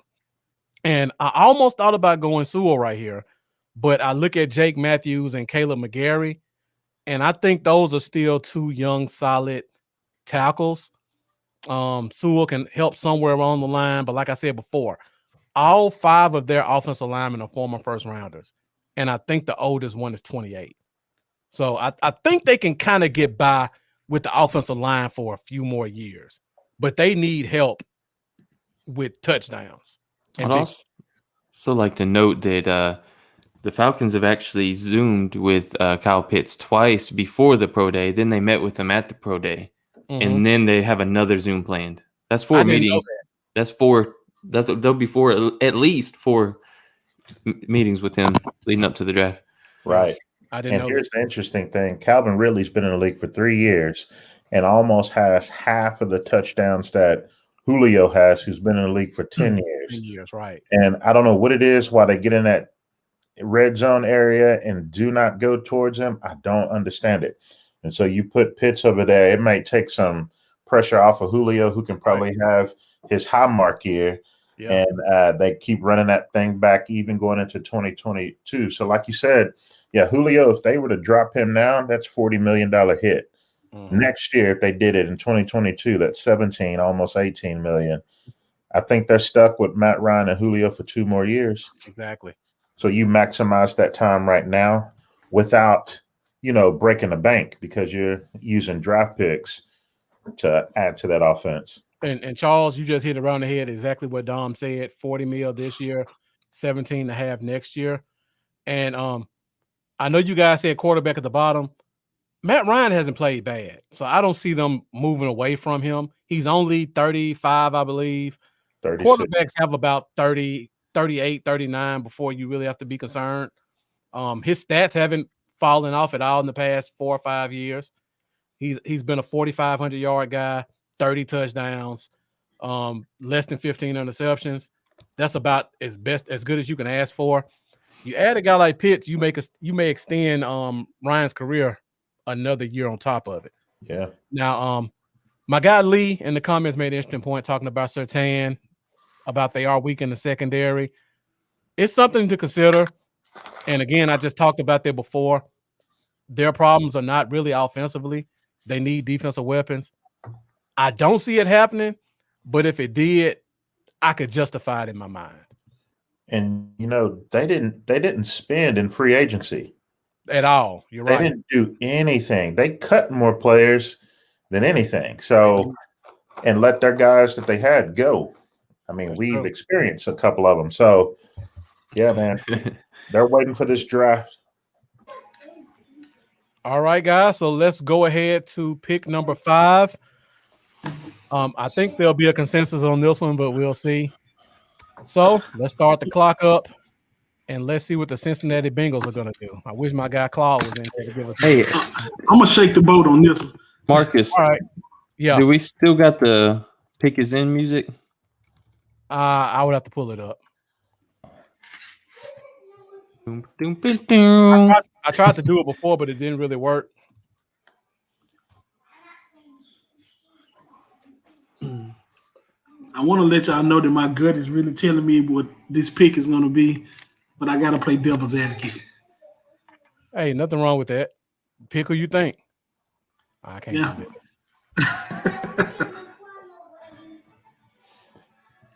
I was about to open something up.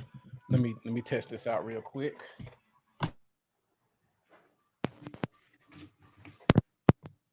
Hey guys, let me know if you can hear this. It's not that loud, is it? I don't hear anything. I heard a dog barking. Okay. Didn't hear anything. No.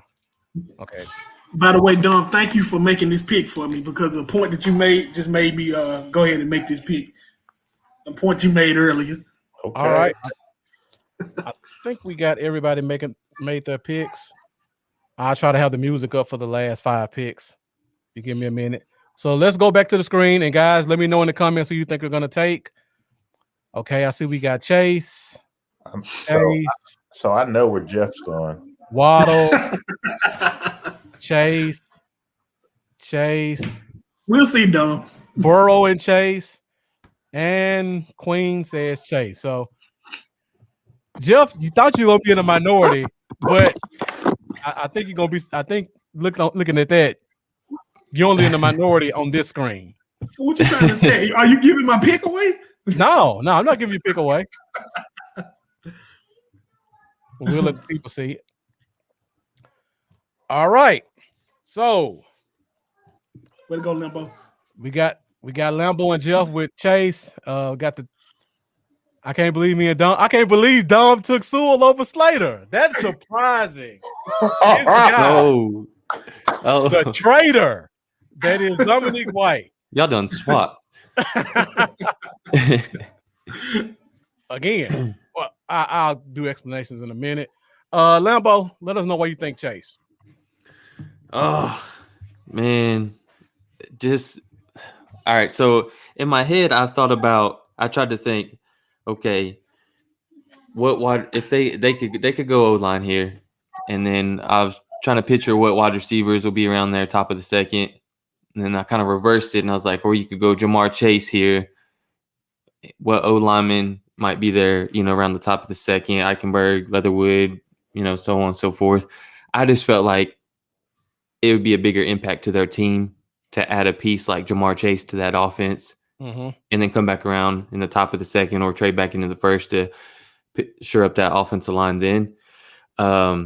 just because of how special of a talent he is. We all know about him. I mean, ain't nothing I could say that's gonna probably change it how anybody feels about him. Just a very special talent, and you pair him up with my guy from East Tennessee, T. Higgins, and Joe Burrow's got some. He's gonna have some fun out there, man. Yeah. So yeah, it's too good of a talent to pass up there. Go ahead and take him, and shore up that O line in the second. All right, Jeff. Do you agree with what Lambo says, or do you have something you want to add to it? 100% with what Lambo said. You can't pass up a talent like Jamar Chase right there, and the fact that he played with Burrow in college. You do want to protect the face of your franchise right here. I will say that, but also what Lambo said and what Dom said earlier, you got some tackles. And being that they're going to be picking right now at the top of the second, you got some tackles you can swing back around and get, like I said, whether it's Eichenberg or Leatherwood or something like that. And so I think, you make that pick and you get the best of both worlds, and you go out there and let Burrow sling it and have fun. All right. So, Mr. Dominique, that's been going back and forth with me for 6 months. Tell me why you picked Sewell over Slater. All right. So I got to start first by you take a look at what Cincinnati has done here in the offseason. They have spent quite a bit of money on the defensive side. They've been one of the most active teams in all of football. Everyone is looking at the Patriots, but Cincinnati did some interesting things. And so they've tried to secure their defensive backfield. They went and got one of Dallas's free agents, Chidobe Awuzie, and they signed Mike Hilton. And they also went and got the Saints defensive end, Trey Hendrickson, who had a pretty big year in his final year. And then Mendoza's boy, Larry Ogunjobi, signed a 1-year contract there. They've done a number of things to try to help themselves out on the defensive side of the ball so they can use their premium picks on offense. And so when I look at this, I really do think Chase may be the pick because of my own point, which Jeff brought up, of that top pick in the second round. But when I look at what happened to Joe Burrow, hit 72 times in 9 weeks, the most hit quarterback in the history of football. Yeah. Then he has the injury that he has. You got to protect your guy. And there's a significant drop-off between Rashawn Slater, Penei Sewell, and then tackle 3. And then definitely a huge drop-off between even that second tier of tackles with the third tier. So I think for me, you go ahead and you get a player like Penei Sewell who can interchange on the inside, who can play on the outside. They just got Riley Reef, so to help them already on the end. So you secure your quarterback and you do what you can do. I don't think there's a significant drop-off between the first tier of receivers and that second tier of receivers. We just have to be talking about Chase and Marshall not being too far off from one another. You think about a guy like Rondell Moore, who's maybe a third tier. Is he really that far different from Chase? They kind of got the same kind of body, that barrel chest and a stocky build, and Moore maybe even more explosive. So I just think for them, you do your best to help out Burrow. Get Sewell or Slater. All right. Mendoza, you want me to take this one or you want to take it? You can take it. All right. I agree with everything Dom says, first of all. When I look at the Bengals, like you said, Burrow's been getting butchered his first year. Got put out that season. They made a lot of additions to the defense. The offensive side of the ball, they're leaving room for the draft. Kind of like what you guys talked about. The receivers are pretty deep in this draft. I feel like if they want to trade back up into the first or just take a kid at 36, there's going to be a good kid they can partner with T. Higgins and form a great offense. When I look at this offensive line, they just signed Riley Reef, so he's going to plug in as your right tackle. They still have Jonah Williams, who they drafted in 2019. He was injured his first year. Last year, he had a very solid year. I would say he was probably their best tackle, so I like him a lot. They got Michael Johnson from Ohio State, the combine warrior, who they put in at guard. I love him at the left guard spot. And then I look at this team and I see Xavier Suafilo at right guard. And I'm like, we got to upgrade that spot. And I just feel like a guy like Rashawn Slater comes in and that provides you with a drastic upgrade to that right guard spot, especially for a guy like Joe Burrow and the way he likes to play. I could see Sewell there as well. I just think if you're talking guard, because I've been saying this since September, Slater is far and away the best guard in the draft. So if you want to get a guard to fill his gap, Rashawn Slater is your guy to put in that spot. If Riley Reef decides to move on in a year or two, you could probably slide Slater to right tackle. But if I need a guard day one that's going to give me 3 or 4 years of production, Rashawn Slater, plug and play Pro Bowler. Mendoza, you want to add on to that anything?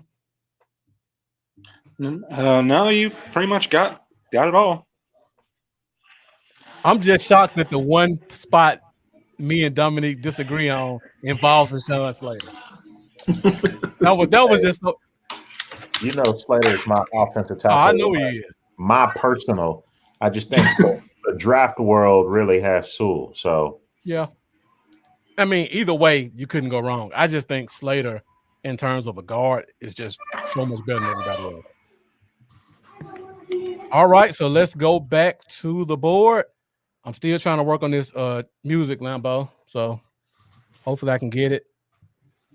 So we go to pick number. Where we at? Pick number 6 now. I think we're with Dolphins. And that would be the Miami Dolphins again. I didn't get a chance to change this. So pick 6 is the Miami Dolphins. They traded back from 3 to 12, and then they went back up from 12 to 6. So did they do that to take a quarterback right here? Or did they do it for something else? We're going to find out what these guys think in 2 minutes. Before you put your pick in, let me take the names down. Yeah. Now, right here, I think we're going to have a bunch of differences. Yeah, I think this is going to be a different one here. I know where I'm going, though. So we got a couple of people. Berger says Slater. I think they've drafted 2 offensive tackles in the past 2 years. So that's the only reason I would say maybe not Slater unless they want to put him at guard, which I would have no problem with. Then we got the next 3 people saying pitch train. I mean, they do have I'm feeling a lone wolf. They got Mike Gesicki. Gesicki. Yeah, very talented tight end. But again, Pitts is a weapon, so you can put him anywhere, and he instantly makes your offense better. So if you guys haven't taken Pitts already, I wouldn't be shocked if he was the guy right here. Brian says he thinks this is Waddle time, so he thinks Waddle goes above Devontae Smith. My guy. Hey Brian, let me know. Have you put a spot for Jamar Chase yet? I don't want to go through all the stuff to see.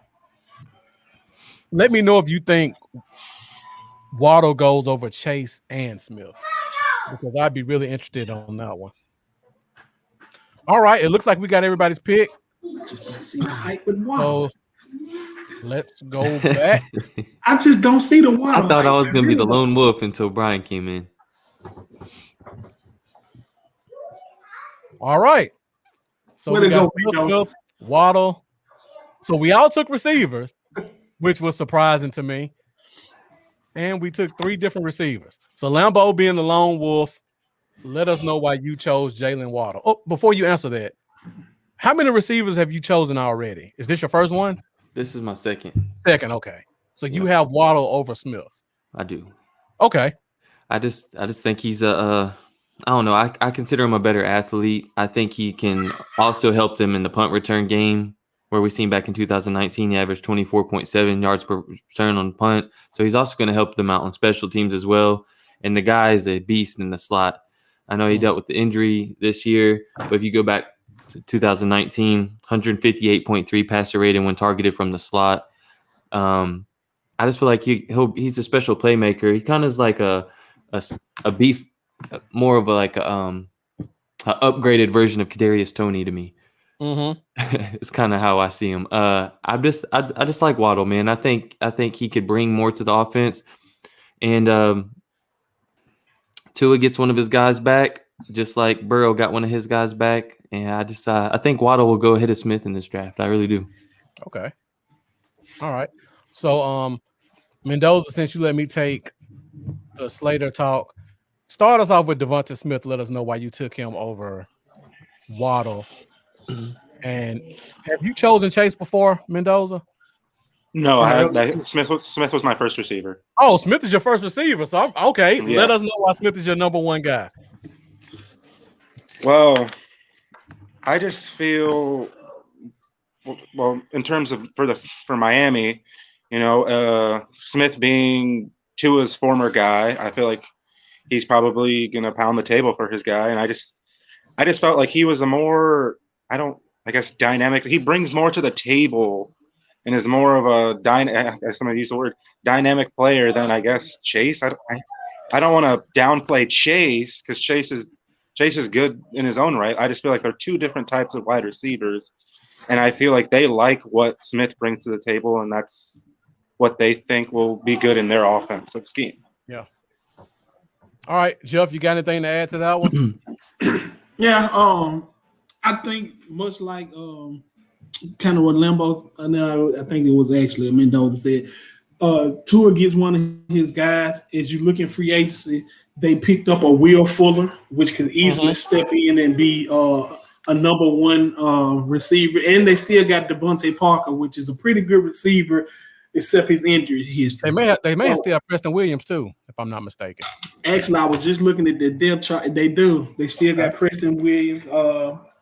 I just think that you put in a talent like Smith, somebody that Tua was familiar with, and this is an offensive league. So what you want to do, you put some stock into Tua. So you want to put some more weapons around him and see, what he got over these next few years. And so, what better way to do it than to give him one of his guys that he's familiar with? Before Dom goes, I want to go to a couple of the comments. Queen, I agree. Great point. Brian Flores was in New England, so they love the two tight end spots. If Pitts was still available in my mock draft, I probably would have taken him here as well. Yeah. Dustin Hockett says Waddle just is so smooth. He doesn't move like anyone else. Brian asked, did Waddle play with Tua also? Mm-hmm. He did. He was on the team. I don't know how active he was at that point in his career, because you got to remember, Bama had two guys that were first rounders also there with Tua. So he may have been fifth on the depth chart at that point. Right. Charles Moffitt, I like Waddle over Smith. Just the size concerns him. Dylan Larson, Chase is the true number one target. And Hockett comes back. Fuller and Parker, both speedy receivers. I agree with Waddle or Chase if they were there. So, Dom, I'll let you answer. Why do you take Chase over Smith and Waddle like me? You know what? I was one of the early lovers of Devontae Smith. He was my wide receiver in the one for quite some time. But, man, the more I dig into the history of receivers, that size is a major concern. And the fact that he's had a couple of pro days, because Alabama had two, and even at the Reese's Senior Bowl, he didn't really want to really do the workouts and everything like everyone else. Mm-hmm. And you hear that they're stating that he's 170, which, just like we say, everybody says they're faster. I'm going to say he's even slighter than that. Mm-hmm. And that just doesn't work in the NFL. Not to say that he isn't worth the first round pick and that he can't be the first, but the size does concern me. Same reason for Jalen Waddle not being wide receiver one, that injury, that's concerning to me. And so I have to knock him down a little bit. And Chase is the number one receiver if you're not considering Pitts a receiver. So you can kind of argue those two. But go ahead and put Chase, give to another weapon, and see what you got in that quarterback, because he's a future that you're going to have to consider over the next couple of years. Is he worth keeping, or are you going to have to look elsewhere? So give him the weapon. I agree. To add on to what you said, the reason I'm not high on Smith and Waddle, I've heard that song before. Skinny, super fast guys, smooth route runners. I've seen that second, third, fourth, fifth rounds every year. These guys are better in terms of hands and route running, but I've seen the skinny, fast receiver up and down every draft. They don't give me anything I couldn't get from Jalen Darden, your guy Jeff, or my guy to Ole Miss that you could probably get in the third or fourth round. Yeah. I just couldn't take them. And then I look at what Miami has. I see a bunch of number 2 receivers. Devontae Parker's a number 2. Preston Williams.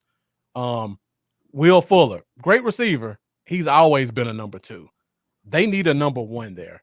And I think Chase, of the 3 receivers, is the only number 1 X receiver that you can put on the line.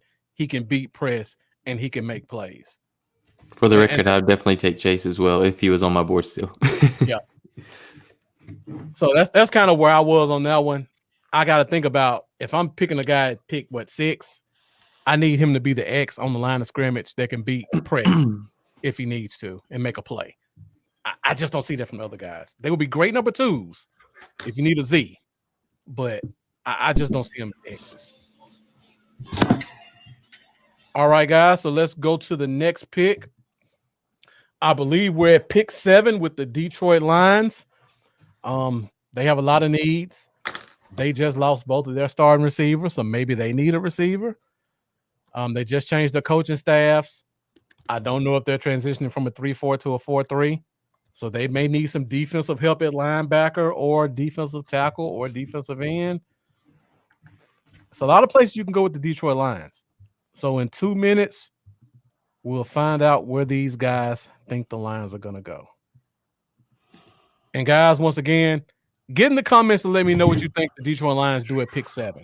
I'm still contemplating. Well, mine is a slam dunk. No question.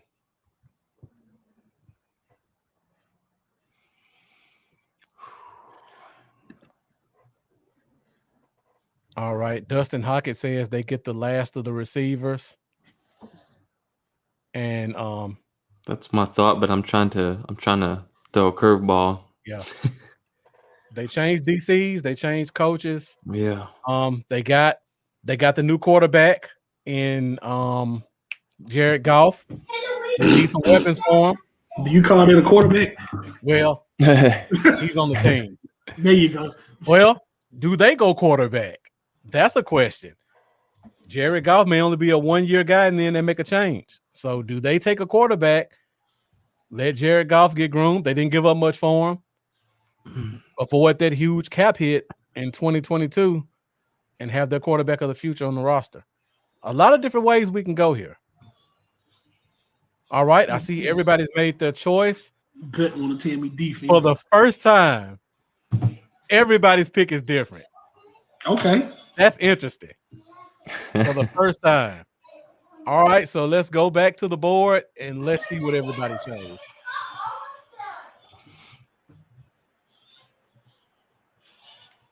Five different picks. All right, so let me go through the comments real quick before we let everybody do their discussions. I almost went Dom and I almost went Mendoza. Almost. So Hawkins says they get Smith. Jeff, we're gonna start with you. Eric Berger says PS2, so he agrees with Dom. Brian also agrees with him. Sertan. Conrad says Waddle or Smith, so he thinks they go offensive weapon.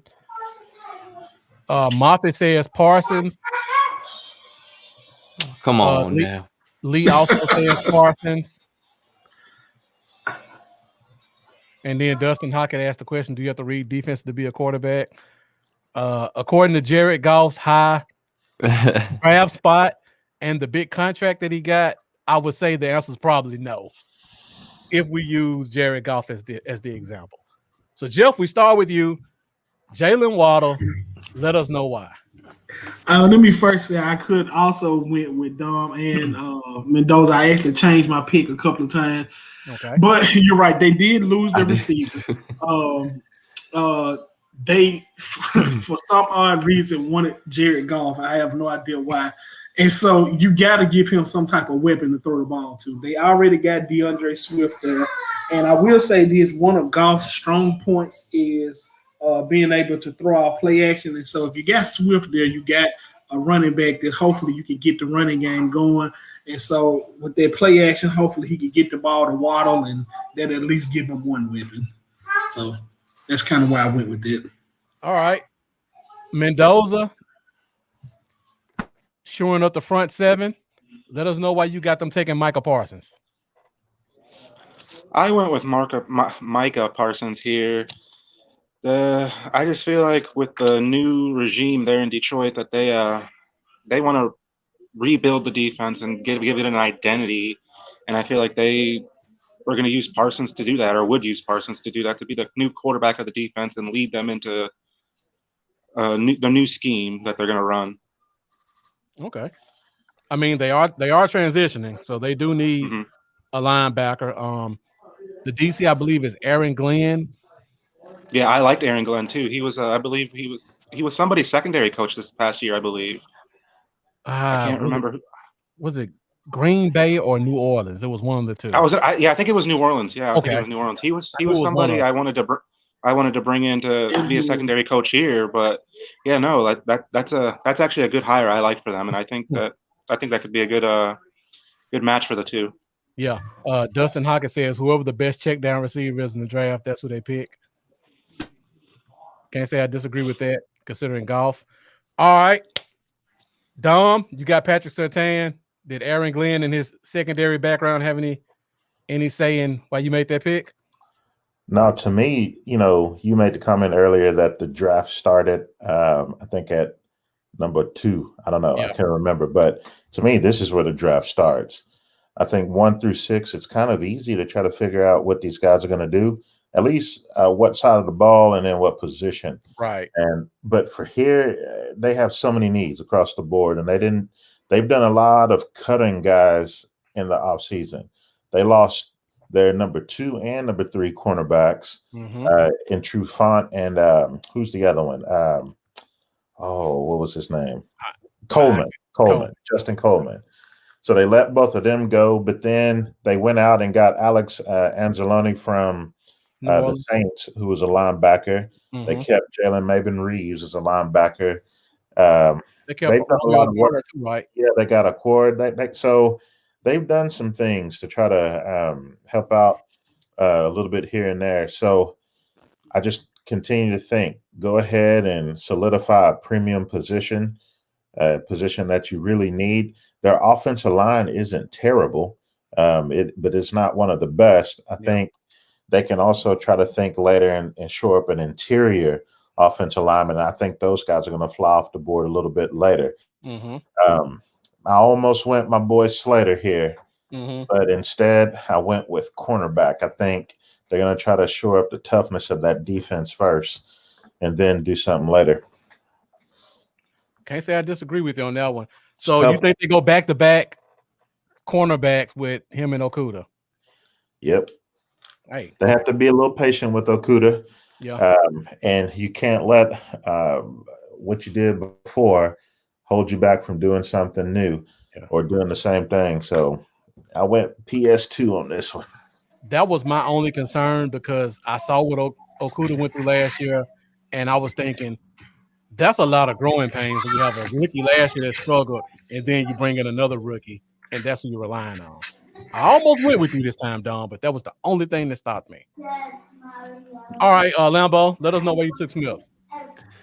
I feel like, honestly, by the time the draft gets here, my mind's going to change on this because I don't know what it is. I can't get this gut feeling out of me that Smith is going to slide out of the top 10 and into those somewhere near around where Giants are picking.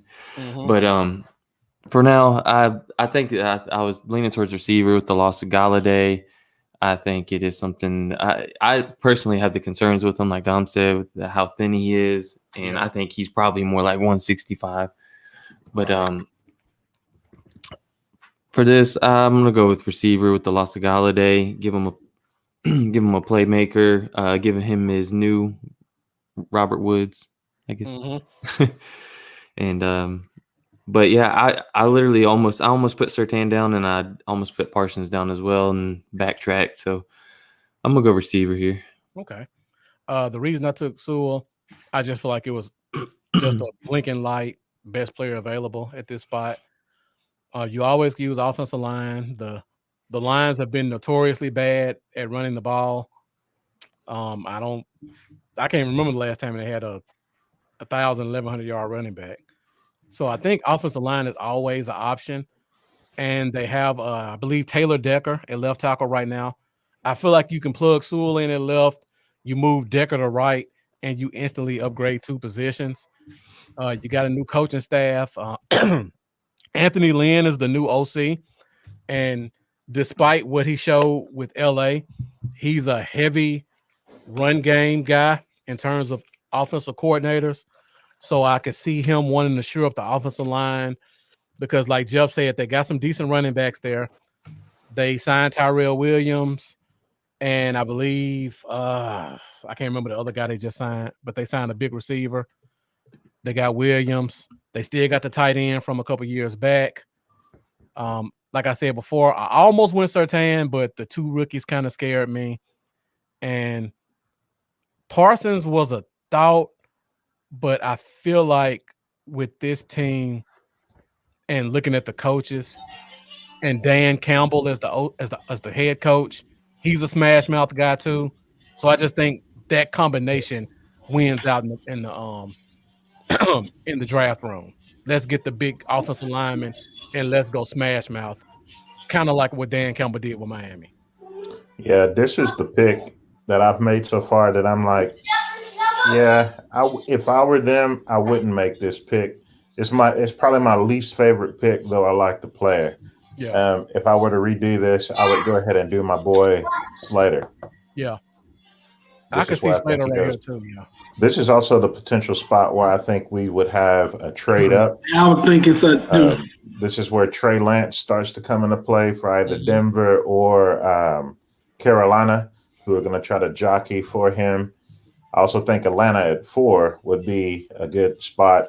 I don't know if they trade with Carolina, but maybe Denver try to jump up in that spot, but we'll see. Because you look at Carolina, like you said, people can kind of see the quarterback right there, and with Denver at 8 and 9. So this would be the leapfrog spot. You're right about that. All right, guys, we're at 2 hours. Let's keep those likes coming up. Let's keep sharing. Let's keep those comments coming in. We got 3 more picks, 2 more before we get to Dallas, and we really want to hear you guys' input on that. So let's go back to the clock, and let's see who we have at pick 8 for the Carolina Panthers. Again, the Panthers are another one of those teams. You really don't know where they go. They have Teddy Bridgewater, but they still could go quarterback. They could also go defense because their defense wasn't that good. For some of you guys that have an offensive lineman left, this could be a O-lineman spot. If anybody has Pitts left, you could definitely go Pitts right here. It's a lot of spots you can go for the Carolina Panthers. So let's get the clock going. 2 minutes on the clock. And guys, make your picks. Let's mute those mics.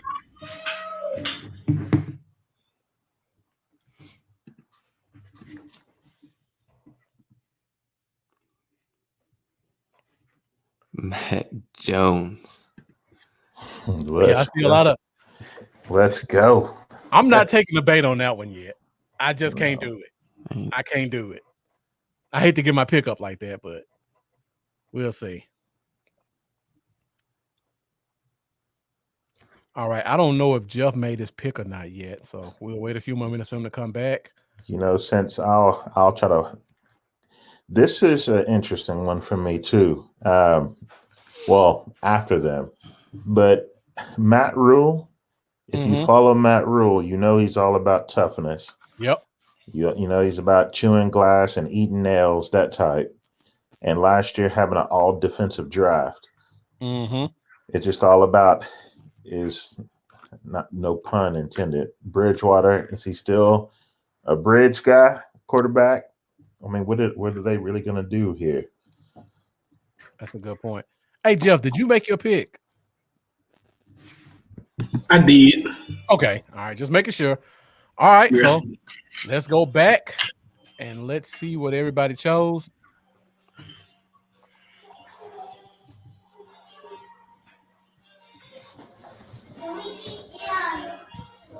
All right. So I see across the board we got the same thing.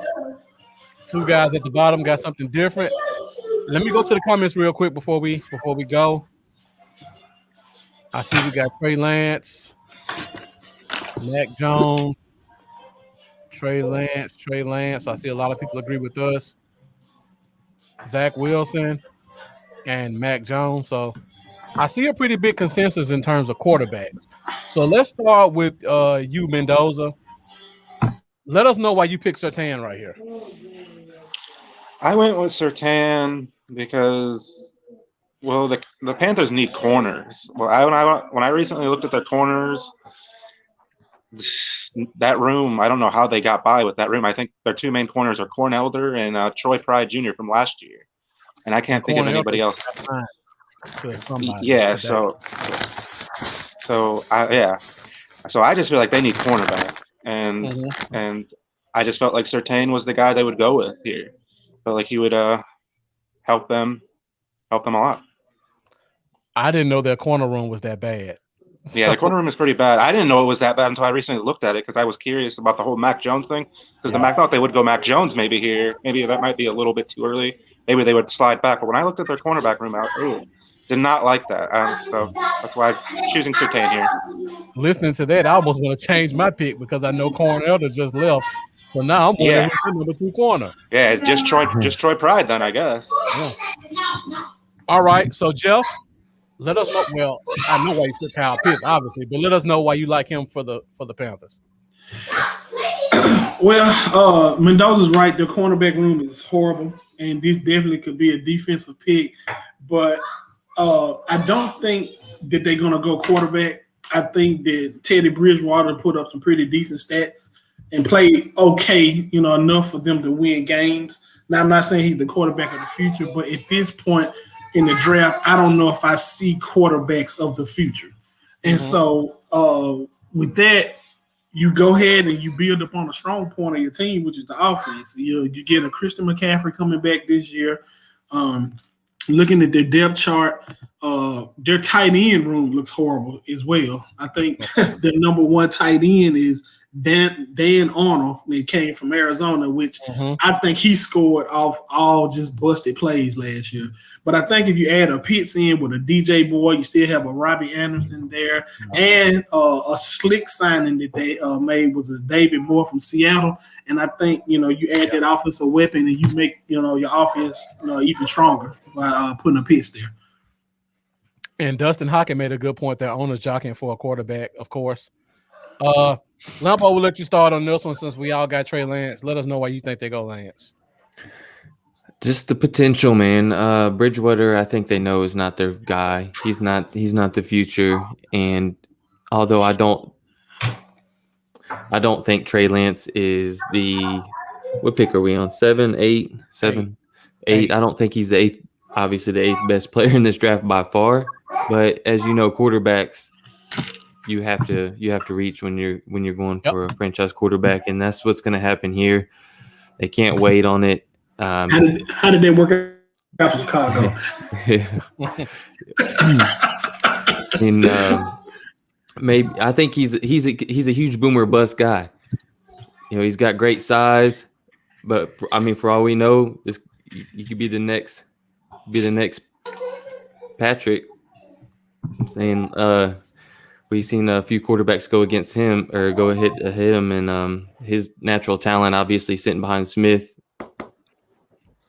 took off. One thing that concerns me against the blitz, he in his career over there in North Dakota State, he was 12th among every quarter as far as ranking amongst all quarterbacks in this draft. He was 12th against the blitz, so he wasn't very good against the blitz at all. And it ain't gonna get easier at the NFL level, right? So he's a work. He'll take a few years, but they got Bridgewater there to help bridge that gap. The potential's huge. I think they'll take that chance. All right, Dom, you got anything to add to that? Yeah, so everything I said about the potential with anybody that would come in with Matt Ryan, if they would have picked somebody to be his backup, or with the guy over in New York Jets and Wilson. Yeah. If you have that combo, to me, this is the perfect spot for Trey Lance. You know he's going to need the ability to catch up to the NFL speed. He was a one-read type guy, and then he's off to the races. So I think this would be the time for them to go ahead and roll it out with Teddy for another year. You start to look at his contract. He's cuttable after this upcoming year. But if you still needed that second year to grow Lance a little bit more, Teddy is there and he's cheap. Yeah. And so you'll have two quarterbacks and you'll have that fifth-year option. So you'll still have a young guy with 3 years left getting his first opportunity to start. So I think you have some patience. They've already invested quite a bit in Matt Rule and put a lot of faith in him and given him a kind of contract where they know it's going to be 2 to 3 years to really be competitive. And so I think this would be the perfect time.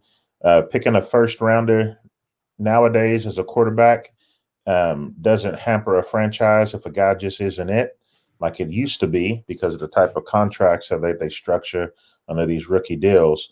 But to me, you get your quarterback and then you let Rule use those other picks to try to shore up some other areas. Right. And the only thing I'll add to what you said is, you talk about Matt Rule.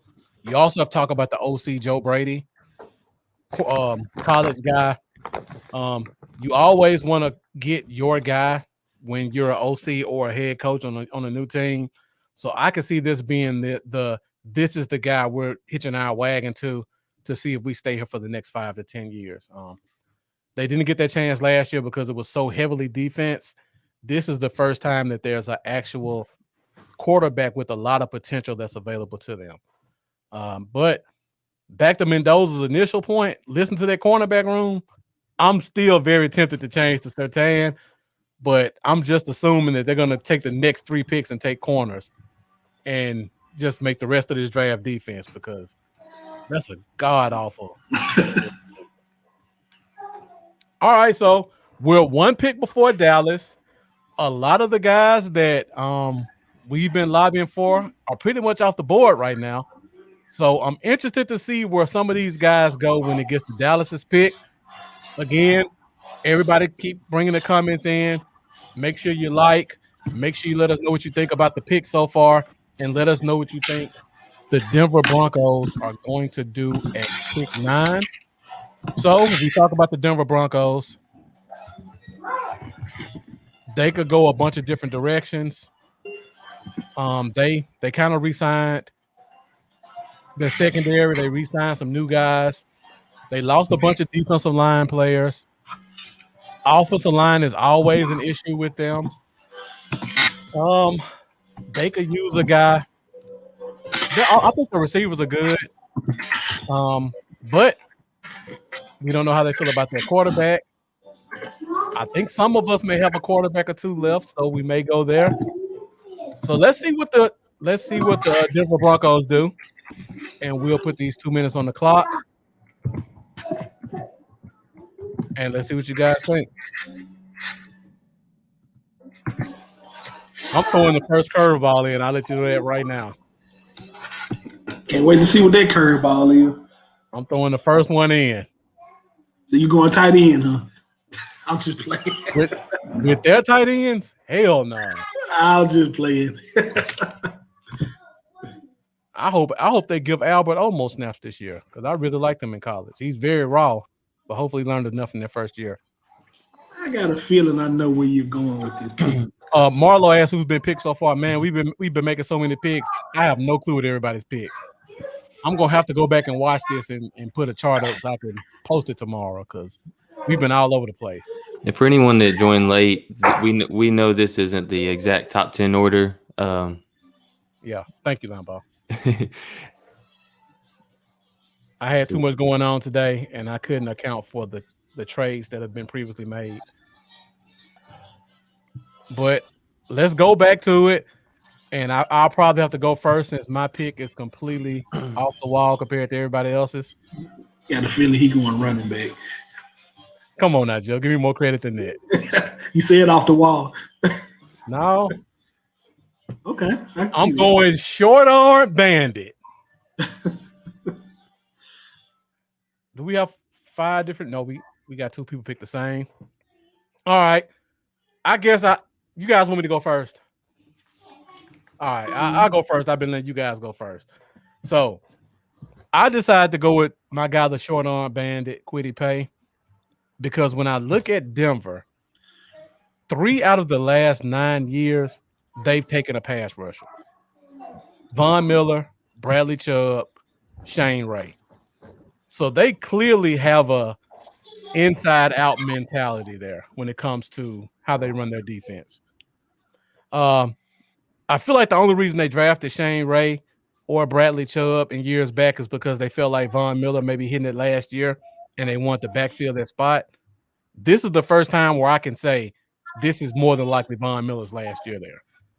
They had a $20 million option that they picked up on him. I think he may be an unrestricted free agent next year, but he's also coming off a season-ending injury, and he's going to be like 33 years old.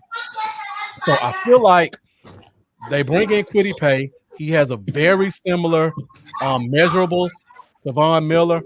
So if Von Miller has another down year, they can plug him in to start. And if Von Miller doesn't get signed back, they can immediately put Quiddy Pay in as the starter in 2022.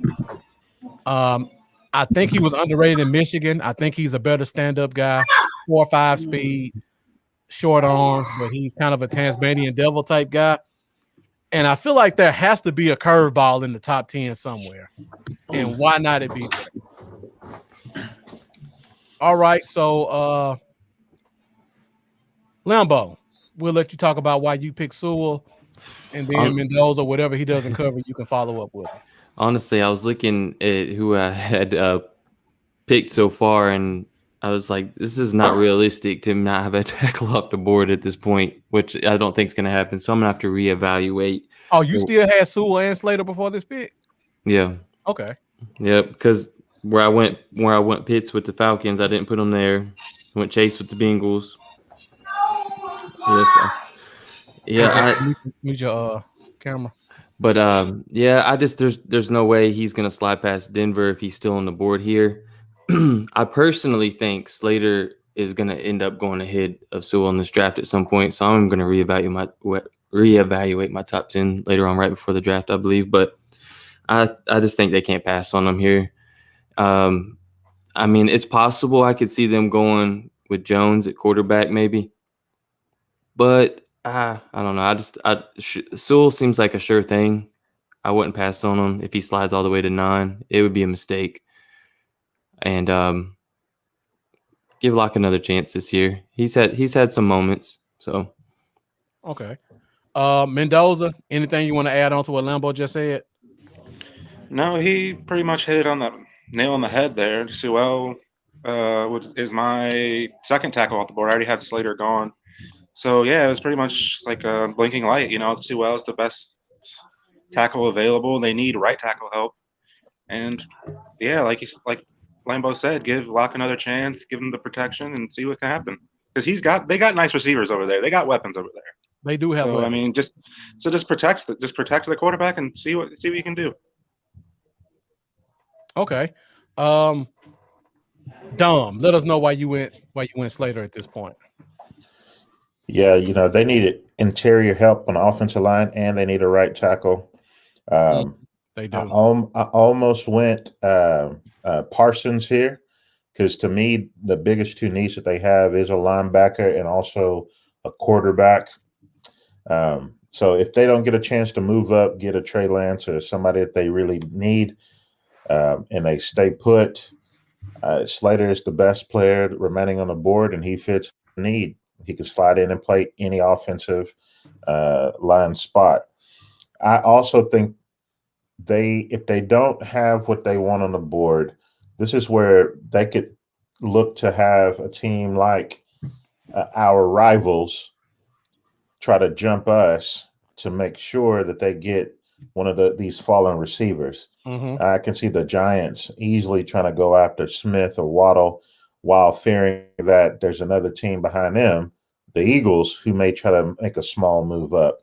which won't cost them that much. Right. And the Eagles have been feeling it from that fan base, who Yeah. are devastated that they felt like they've moved away from an impact player. So to think that they could move up a couple of spots and secure one of those receivers would be interesting. So I went with Slater, best player available, fits positions of need, wherever they want to plug him in, makes sense. So, Dom, you still have Waddle and Smith available? I still have Smith and Waddle available. Yep. Okay. All right, Jeff, let us know why you took Surtain. Well, looking at their depth chart, I wish I would have waited because they don't have a right tackle on their team, it looks like right now. Yep. So right tackle would probably be the obvious choice, but I went with Surtain.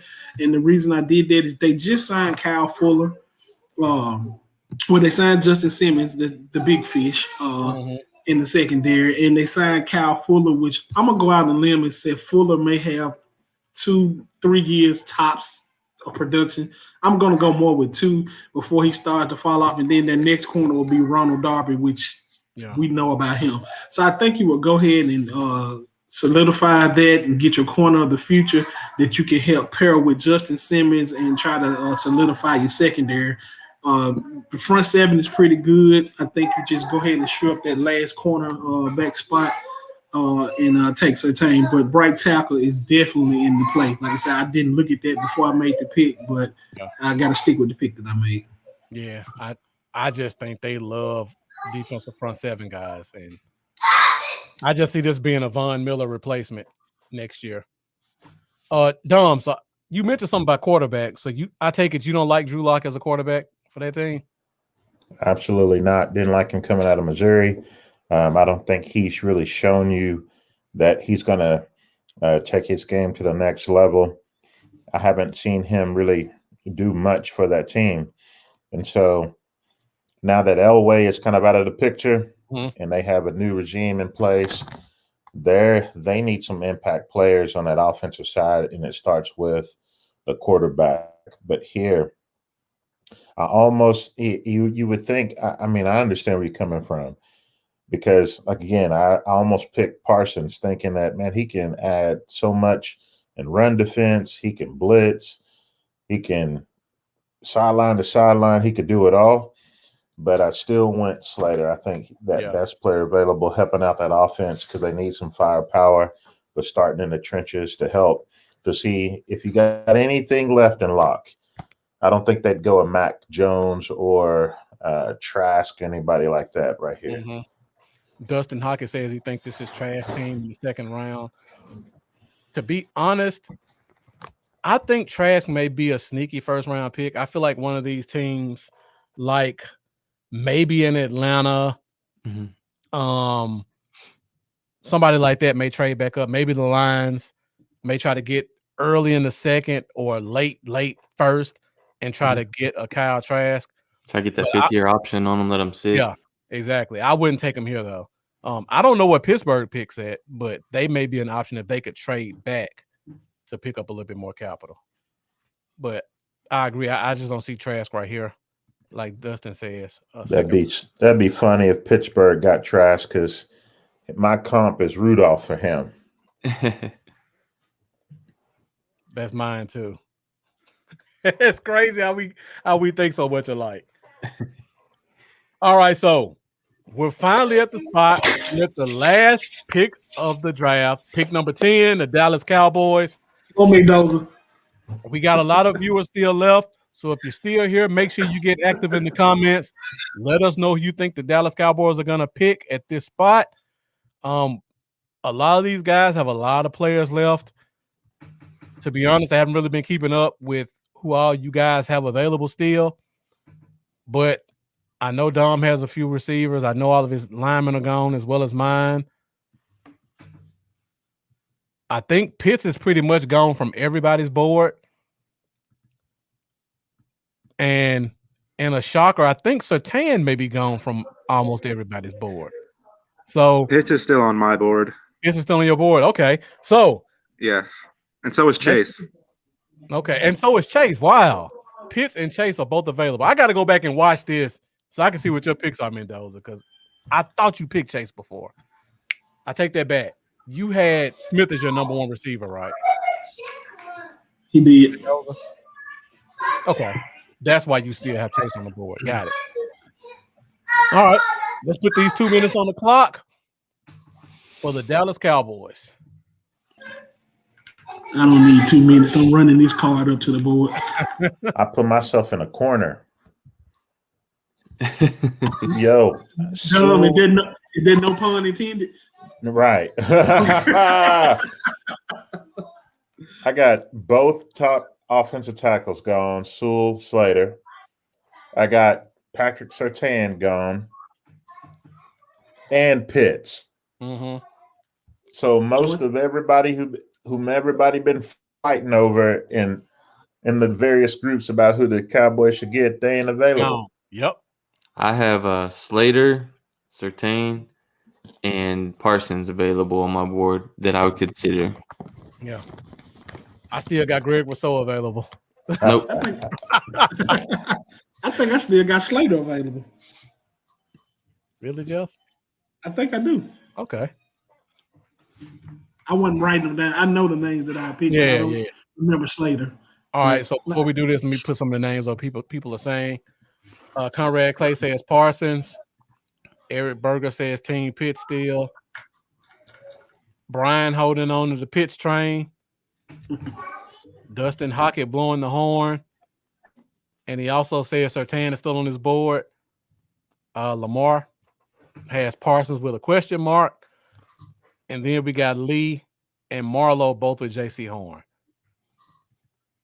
So I think everybody's picked. I almost feel like a traitor with what I put on here. Dang, Marcus, we went. Oh wow, we both are traders. I was gonna say the exact same thing, man. I was gonna say that's literally how I was gonna start my thing. Is I'm a traitor to everything I've said this entire time.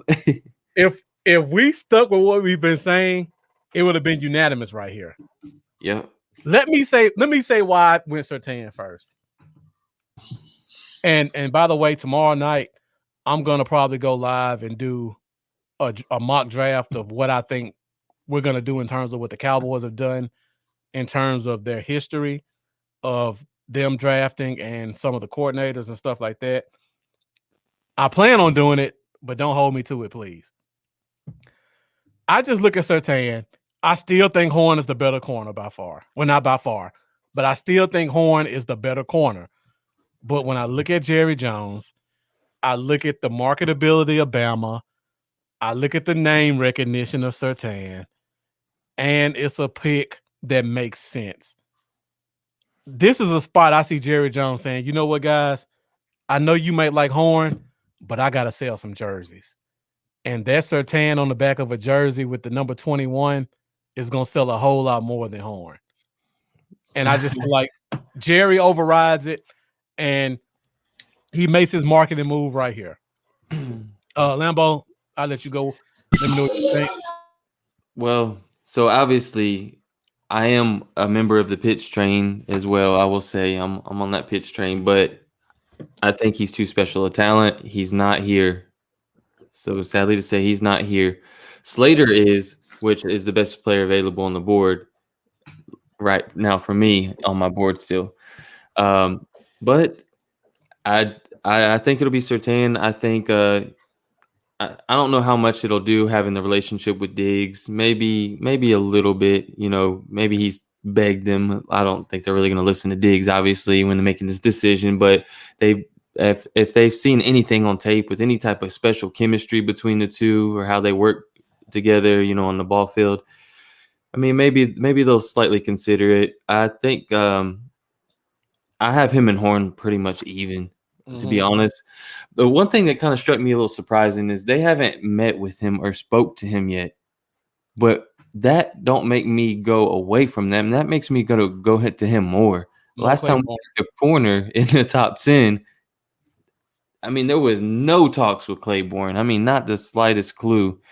No, I mean, they hadn't talked to the guy at all. So I almost feel like in some kind of weird way, they're not talking to him because they don't want to show teams that they have that big time interest in him. Maybe I'm wrong, but he's still on my board, and he could have easily went to Detroit, but where he's still on my board, I think he'll go here. And before you guys go, Charles Moffitt sums it up perfectly.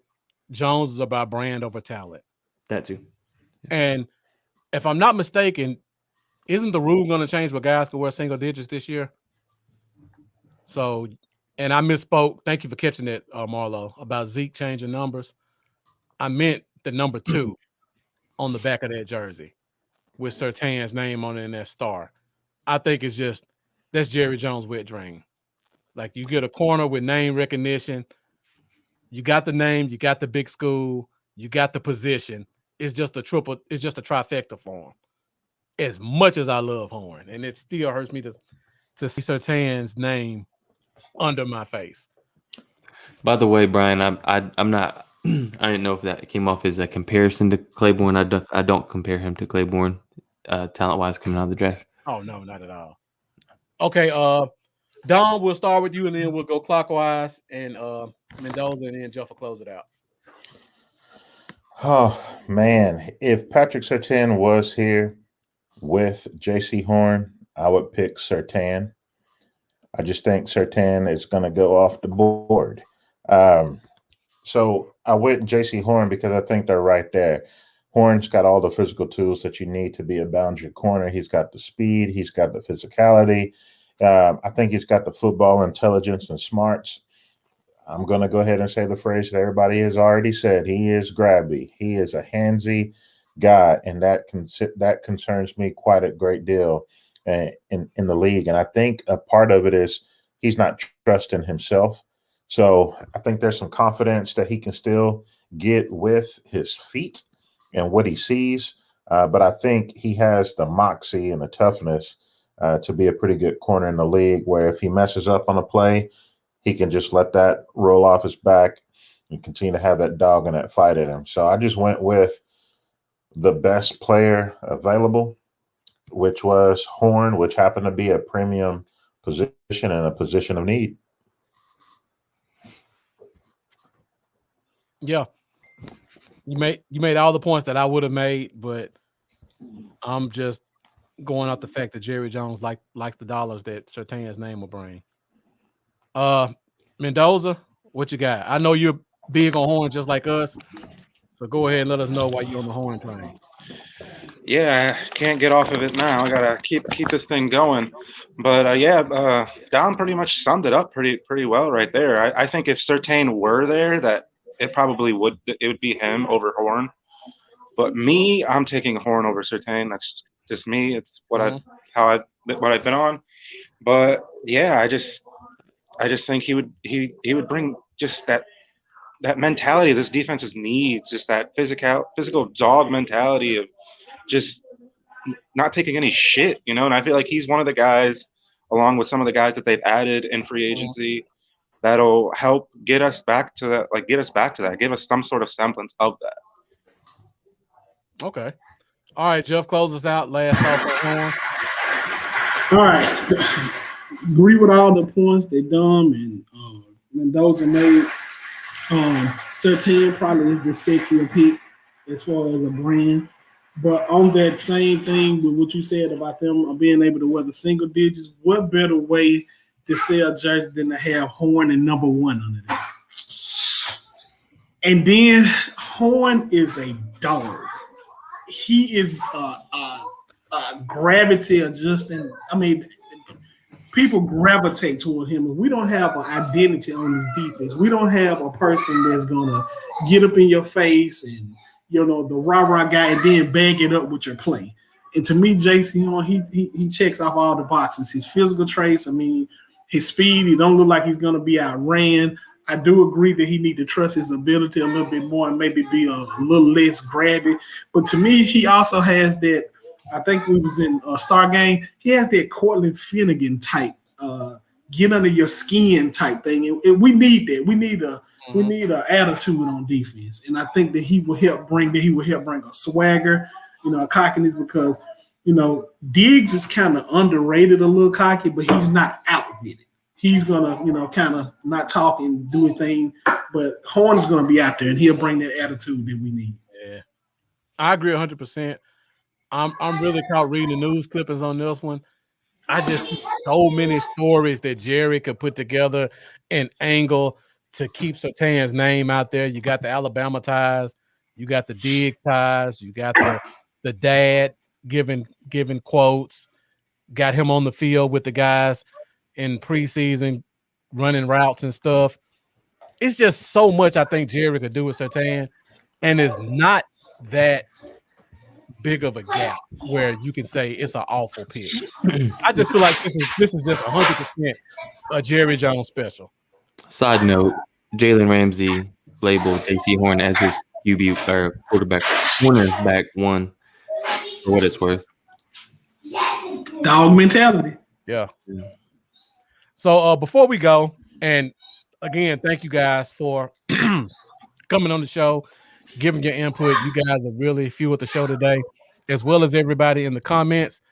I got 2 questions to ask you about, and they're both about Kentucky players because we've all kind of glossed over that one. We just talked about corners. Everybody's talking about corners. Let's talk about Boss Man Fat for a minute. Mr. Cornerback. So, what do you guys think about him? Because I hear a lot of people saying he may be a CB1. I personally think it's the Mel Kiper trickle-down effect where he brings some guy up and then everybody else wants to jump on the bandwagon. Mendoza, we'll start with you. What do you think about Kevin Joseph in terms of where he is as a corner? Would you consider him a cornerback 1 over Sertan and Horn? Oh no, definitely not. I will be honest though, I haven't. Calvin Joseph is a player that kind of got glossed over for me a little bit in the cornerback amongst the quarterbacks. I looked at him a little bit, but definitely not a cornerback 1. I do like some of the things I've seen. I feel like he's a little bit more raw compared to those guys, and he's more of a project. He'd be someone that's going to take a little bit more work, but. Like maybe if you were to get like him as a double dip corner, that's perfectly fine. But he's not someone I would get as like that's the first corner we took as Calvin Joseph. I would not be okay with that. All right, Don, what about you? Yeah, for me, when I took an initial look at him, I didn't really too much care for him at all. I watched 2 more games after that. Then I really liked what I saw because he had a few passes defended, and you saw a guy who seemed supremely confident.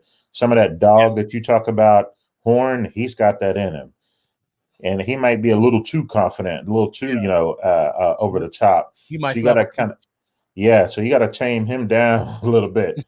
But by the time I watched the 4th game, then I was like, all right, this dude is obviously going to be my cornerback 5, potentially even cornerback 4 for this class, going somewhere in the 20s.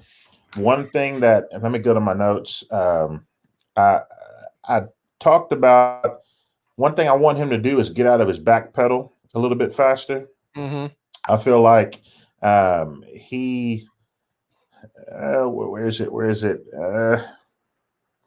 He needs to get out of his back pedal a little bit faster. I don't see him playing with the type of speed that he put up in his pro day. I definitely don't see that. He posted before the pro day that he had a 4.2, and then but then when the actual pro day happened, I don't see him being that fast. I said he doesn't really show the kind of burst that you want like you saw out of Horn.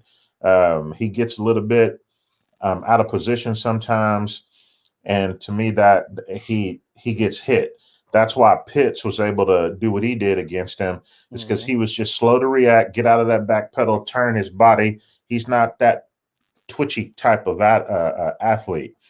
But you see a lot of other things that you like he's physical. He has the size. When he gets his hands on the ball, he catches it. Yeah, so I see the value. I kind of see why the hype is where it is. Just not quite that high to put him at CB1. Yeah. So put him somewhere in CB4 or 5. I know Voch loves him. That's why I brought that up. And I didn't know if you guys. And Kavanaugh's on that train now too. Yeah, Kavanaugh's on that train. Yeah. I haven't got to see Voch and Kavanaugh stuff for about a month now, and I haven't tried to watch too much of the draft show guys either. I can't watch them anymore. So I need to check it out. I still have a Debo higher than Joseph. I'm the only one. I fall in this sword every day. Everything you said about Joseph, I could say it about a Debo, and a Debo has better ball skills to me. Oh yeah, I have a Debo higher than Joseph too. All right, Jeff. I don't know if you're familiar with Calvin Joseph or not. If you are, you can give us some thoughts. If not, so I am. I looked at some of his pro day stats and some of his film. I don't think he's a CB1 definitely. If kind of piggybacking on what Mendoza said, that's a place you want to double dip. I can definitely see getting him in the later rounds and kind of molding him as a project. I do like his confidence. I think all corners should have confidence and be cocky.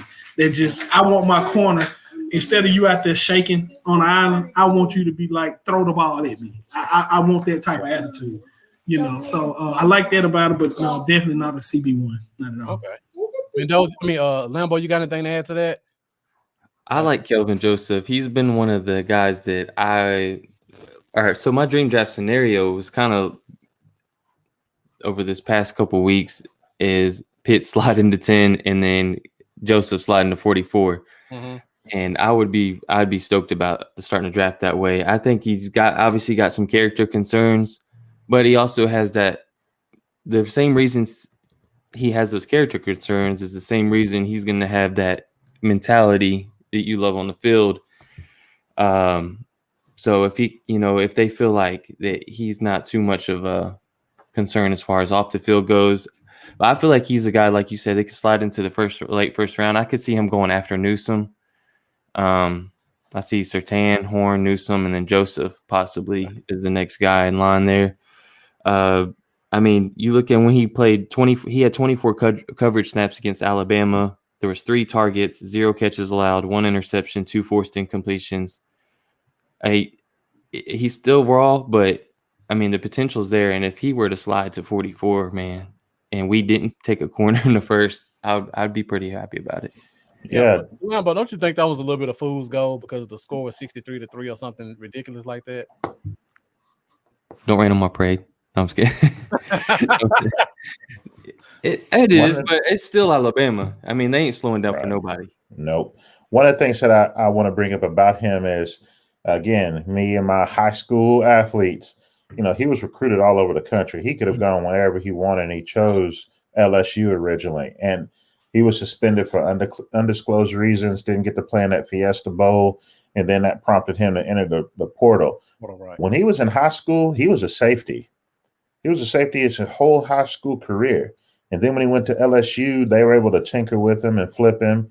He played quite a bit his freshman year there. So to be able to flip positions, become a cornerback freshman year right out the chute at DBU, and get in a little bit of trouble, went to Kentucky, showed out.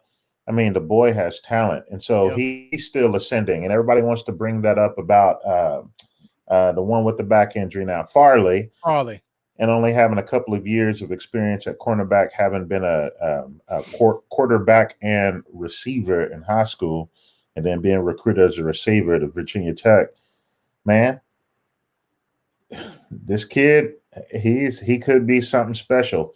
And if you really start to think, the last few drafts, the top 2, 3, 4 guys aren't even the best ones initially to start out. It's been that cornerback 3, cornerback 4. Like last year, look at Diggs. Diggs was arguably the top 2 cornerback in that whole draft as a rookie. Mm-hmm. And then you got the kid at Atlanta, AJ Terrell, whom everybody laughed when they took him at 16 because they skipped over Lamb, but he balled his butt out, his butt off. Yeah. So, don't discount those CBs that are going to go at the end of the first and probably top of the second.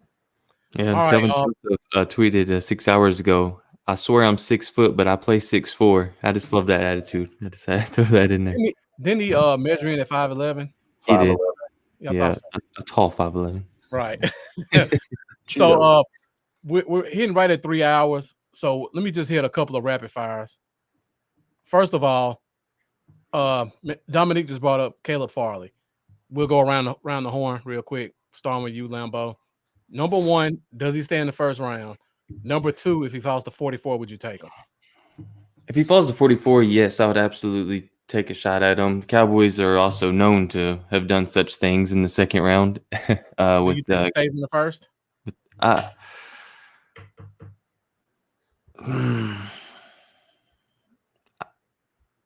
do think, I'm not sure. I won't say I'm sure who will do it, but I do think somebody might take him somewhere in that mid to late first. Okay.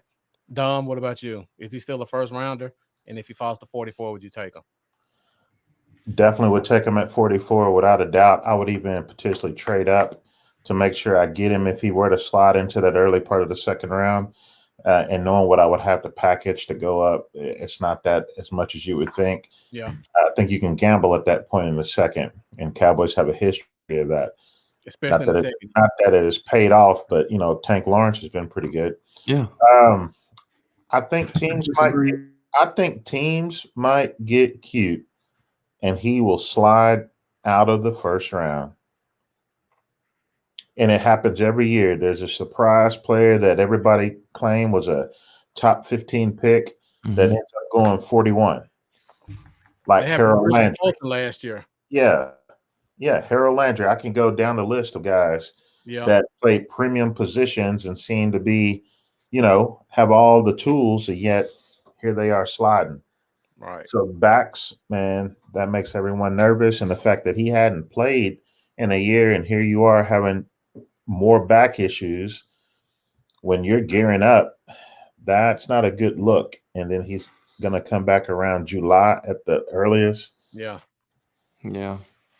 All right. Mendoza, what about you? Does he stay in the first? And if he falls to 44, would you take him? I think he slides out of the first. I wouldn't be surprised if maybe he goes in the back end, but I think he slides out. And if at 44, I really need to know who else would be there, but I wouldn't hate it, no. But I really need to know who else was there before taking that chance. That's just me. Yeah, because you can get another potential starter at 44 to know. That's true. I was gonna say Grant's sitting there at 44. Yeah, like Grant or like even Eric Stokes. Eric Stokes was somebody I like. Maybe even take at 44. All right, Jeff, what about you? Does he slide at the first? And if he falls to 44, would you take him? I think he slides out of the first, and then 44, I definitely would take him. My question to everybody else is, if we took a Horn or a Surtain at 10 and he's there at 44, do you take him? Do you double dip that way and then hopefully get a Cisco or somebody like that in the third, and maybe even a Richie Grant falls to the third? Would you double dip that way? 2 corners back to back. I'll take this one since I have an answer. I got Surtain right here as my 10th pick. If Farley was there at 44, I'm taking him. For one, we got 2 third-round picks. If there's going to be a decent linebacker there at 75. There's probably going to be a decent safety there if you like Cisco. Washington may slip to 75 because of his size. There's going to be some defensive tackles there as well. So 75 and 99, the guy you may want to take at 44, there may be a guy who's just as good in the third round. So Farley's potential makes you have to say, you know what, I can't pass this guy up. And we'll just figure it out later. We'll go back around the horn again. Lambo, what do you think? If you got Surtain at 10, you still taking Farley at 44? I feel like I would just because, but I don't think the team would do it personally. But yeah, if it was me, I would do it. Okay. I mean, just the potential the guy has. I mean, a lot of people were talking about him being CB1 up until this whole back injury deal. So I think we double dip anyway in this draft. So whether it's third or fourth round, even the second round, if he's there, I think I take him. What about you, Dominic? Put a little Cheeto and J-Lu all over again. Yep. Yeah, like I said, I would trade up for him even. So at 44, it's a no-brainer. Even with Horn, you still trade up for him? Yeah. Okay. Because the other thing about him, too, is you can ease him in. You can make sure he's healthy. That's true. You think about as much as they play nickel and dime, you need 3 outstanding DBs. And so you got a guy like Horn who could lock somebody up. You got Diggs who got the ball production, who's smooth. And then you would bring in a super ultra athlete like Farley, who could potentially almost be like a safety even for you playing deep. Mm-hmm. You go with that. Yeah. All right, Mendoza, what about you? If you got Horn at 10, you still taking Farley at 44? Yeah, I definitely have to seriously consider it. That's just great value, and like Lambo said, with him, he got talk of potential CB1, and if we got Yeah. Surtain as another CB1, that's 2 CB1s, and then we already have Diggs, and just those 3 together with the length and those, that would just be great. I would, yeah, I'd love that. Yeah. Yeah, I brought up Washington's name in the third, and I see a couple of people making comments. J. Lou's gonna be pissed, but I was about to ask that. So if that's the case, do you move J. Lou to free safety then? he gonna snap. Like just like Dominic said, there's no rush to put Farley in quick. You can let him sit. Make sure he's healthy 100%. Let him play 20% of the snaps when you go to obvious nickel and dime situations. There's a way you can work it out without having to move somebody to safety. Yeah, you can't have too many corners in this league, corners and defensive ends.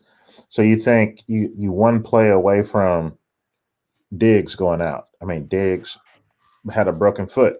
He was out 4 weeks, came back fairly quickly. I was surprised he was able to come back in the season. But then you think about if J. Lou gets injured, I personally don't want to see Anthony Brown or J. Lou on the field. I don't want to see Canada on the field. I want to see Reggie Robinson, a double dip. I'd rather see Robinson get a shot at his natural position. But I just want to see new blood with different tools to really give us a chance to grow our defensive backs. Okay. All right. Last question for the night. Pro days. I overlooked this one because I was trying to get to the draft because I knew this was run kind of long. The other Kentucky guy, the linebacker Jamin Davis, 6'3", 230, ran a 4.3, 41 vertical, I believe, 41-inch vertical, 11-foot broad jump. Just an amazing pro day. And people are starting to kind of put him up there as an option for Dallas at 10, or just as an early first rounder in general, kind of leapfrogging Zaven Collins and Nick Bolton and Micah Parsons, Jeremy Owusu. What do you guys think about Davis? And just does his pro day change your mind? We'll start with you, Mendoza, and then we'll go through everybody else. Okay, well, I'll say Davis is another guy like Joseph that kind of got glossed over for me. Wasn't a name that I had recalled, but when I had watched his pro day, or when I seen his pro day, I went and looked at him a little bit, and that's why I had asked you guys if you guys had thought he was a top 10 linebacker. And amongst the guys that I had, I don't. Maybe towards the back end, but no, I don't. Those are great numbers, they really are. But I just don't know that. I haven't watched enough to say like he's this or that. I can just only go off the pro day numbers, and I don't know that that's enough for him to vaulted up into the upper echelon guys. All right, Don, what about you? So yeah, the tape that I was able to watch of him where I had all 22 access was Auburn, Mississippi, and Florida. Okay. And for whatever reason, I didn't even think to look at what his stats was going in. I just wanted to see him because I saw how here these national guys are making him linebacker 1, talking about Cowboys should get him at 10 as a potential pick. And I'm like, what in the world? I saw that dude not with the all 22, but I saw him and I didn't like what I saw. And so I then watched those 3 games, and I'm like, yeah, that's what I originally saw. An indecisive player, a guy that didn't seem like he was tough. He didn't want contact. he would rather run around contact. The stuff that you don't like about LVE is what I saw. Some of the indecisiveness out of Jalen Smith is what I saw. So I'm like, what am I missing? And so then I happened to look at his stats just for the season, all the game logs for the last 2 years. And I just happened to pick the 3 games where he had the lowest total of tackles. He didn't get more than 5 tackles in either of those games, but every other game he had double-digit tackles. So this is one I might have to go back and watch him some more. But right now, I'm just like, nah, I ain't feeling it. I'd rather use 44 on Browning than I would trying to take this guy at the end of the first, like everybody's saying he should go. Yeah. Everything you said, I concur. And I went back to the Ole Miss game too because I went to Ole Miss and I saw the same thing you saw. Yeah. No matter how athletic a guy looks, when you don't have good awareness, your reaction time makes you slow. He could not see around those Ole Miss interior linemen. Like their interior line had a pretty good push on the defensive tackle, and so it was like he was behind playing patty cake, trying to get. He didn't know what to do. Yeah, and I'm thinking, just shoot, do something. Right. He didn't do it. It was so indecisive. Run a 4-3. Right. Okay. Lambeau Jeff. I don't know if you guys are familiar with him at all. You got anything you want to add about him? Y'all hit everything perfectly, really. I haven't watched enough tape on him, honestly, though, to make a fair decision on the guy. Off of what I did see of him, I was looking at him as like a round 2 to 3 guy, and then he came through pro day, blew everything up, and now he's talking about even as potentially highest 10, which I was kind of like, no, please, God. I think it's kind of guy, though, that we ain't going to have to worry about because I think he's going to be picked higher than he should, possibly in that late teens range. Mm-hmm. So, but I'm going to go back and look at some tape so I can give him a fair evaluation. I've watched about 3 games. I'll probably go back and watch about 2 more to see if I see anything different. Jeff, did you have anything you want to add about Davis? I mean, it's not a guy that a lot of people really knew about until his pro day. So if you don't know anything about him, it's fine. No, I don't know anything about him. I would have to go watch a little bit of film on him. But I will say this, good pro day stats don't necessarily make you a good player. Yep. You have some guys that, like I said, blow these drills and stuff out of the water. You put them in the NFL game and they're like a leaf in the wind. Kind of like what Dom said. You don't know what you're doing. So definitely nothing we should worry about in 10, maybe in the later rounds, a pick if you want to take a flyer, yeah, but nah. Just based off what y'all have told me. All right, so we got one last guy. Eric Berger has put in the comments twice talking about Harris from UCF. I'll be honest, I don't know anything about this guy. I don't either. I can't even speak on him. Since you brought it up, it's somebody I'll definitely go back and check. Apparently, looking at these stats, he had a really good pro day, 6'4", 4'3", 40-inch vert, a 6'5" 3-cone. I got to go back and confirm that because that's ridiculous. He didn't show none of this on tape, but that's ridiculous if he ran a 6'5" 3-cone. Yeah, I know. The first and only person I heard shout him out was Dane Brugler on a podcast that I listened to about a month ago. And Dane really didn't even go into detail. It was more of like, hey, who are some of your sleepers? And he rattled off 2 or 3 names, and one of them was this guy. Okay. And I was meaning to go watch him, and he just got shelled for me because I took about a 2 or 3 week stint where I didn't watch anything. And I think I told y'all about that. But yeah, all of a sudden, boom, I get these numbers. I'm like, oh, that's the guy that Dane was talking about.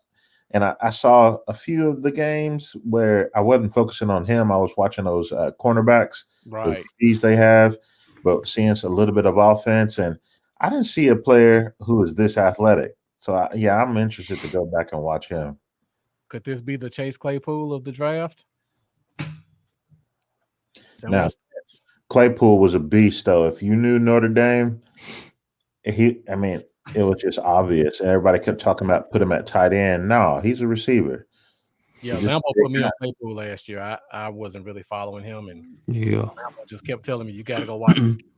He has hands. All the contested catches, contort his body, big physical. Claypool was an animal, man.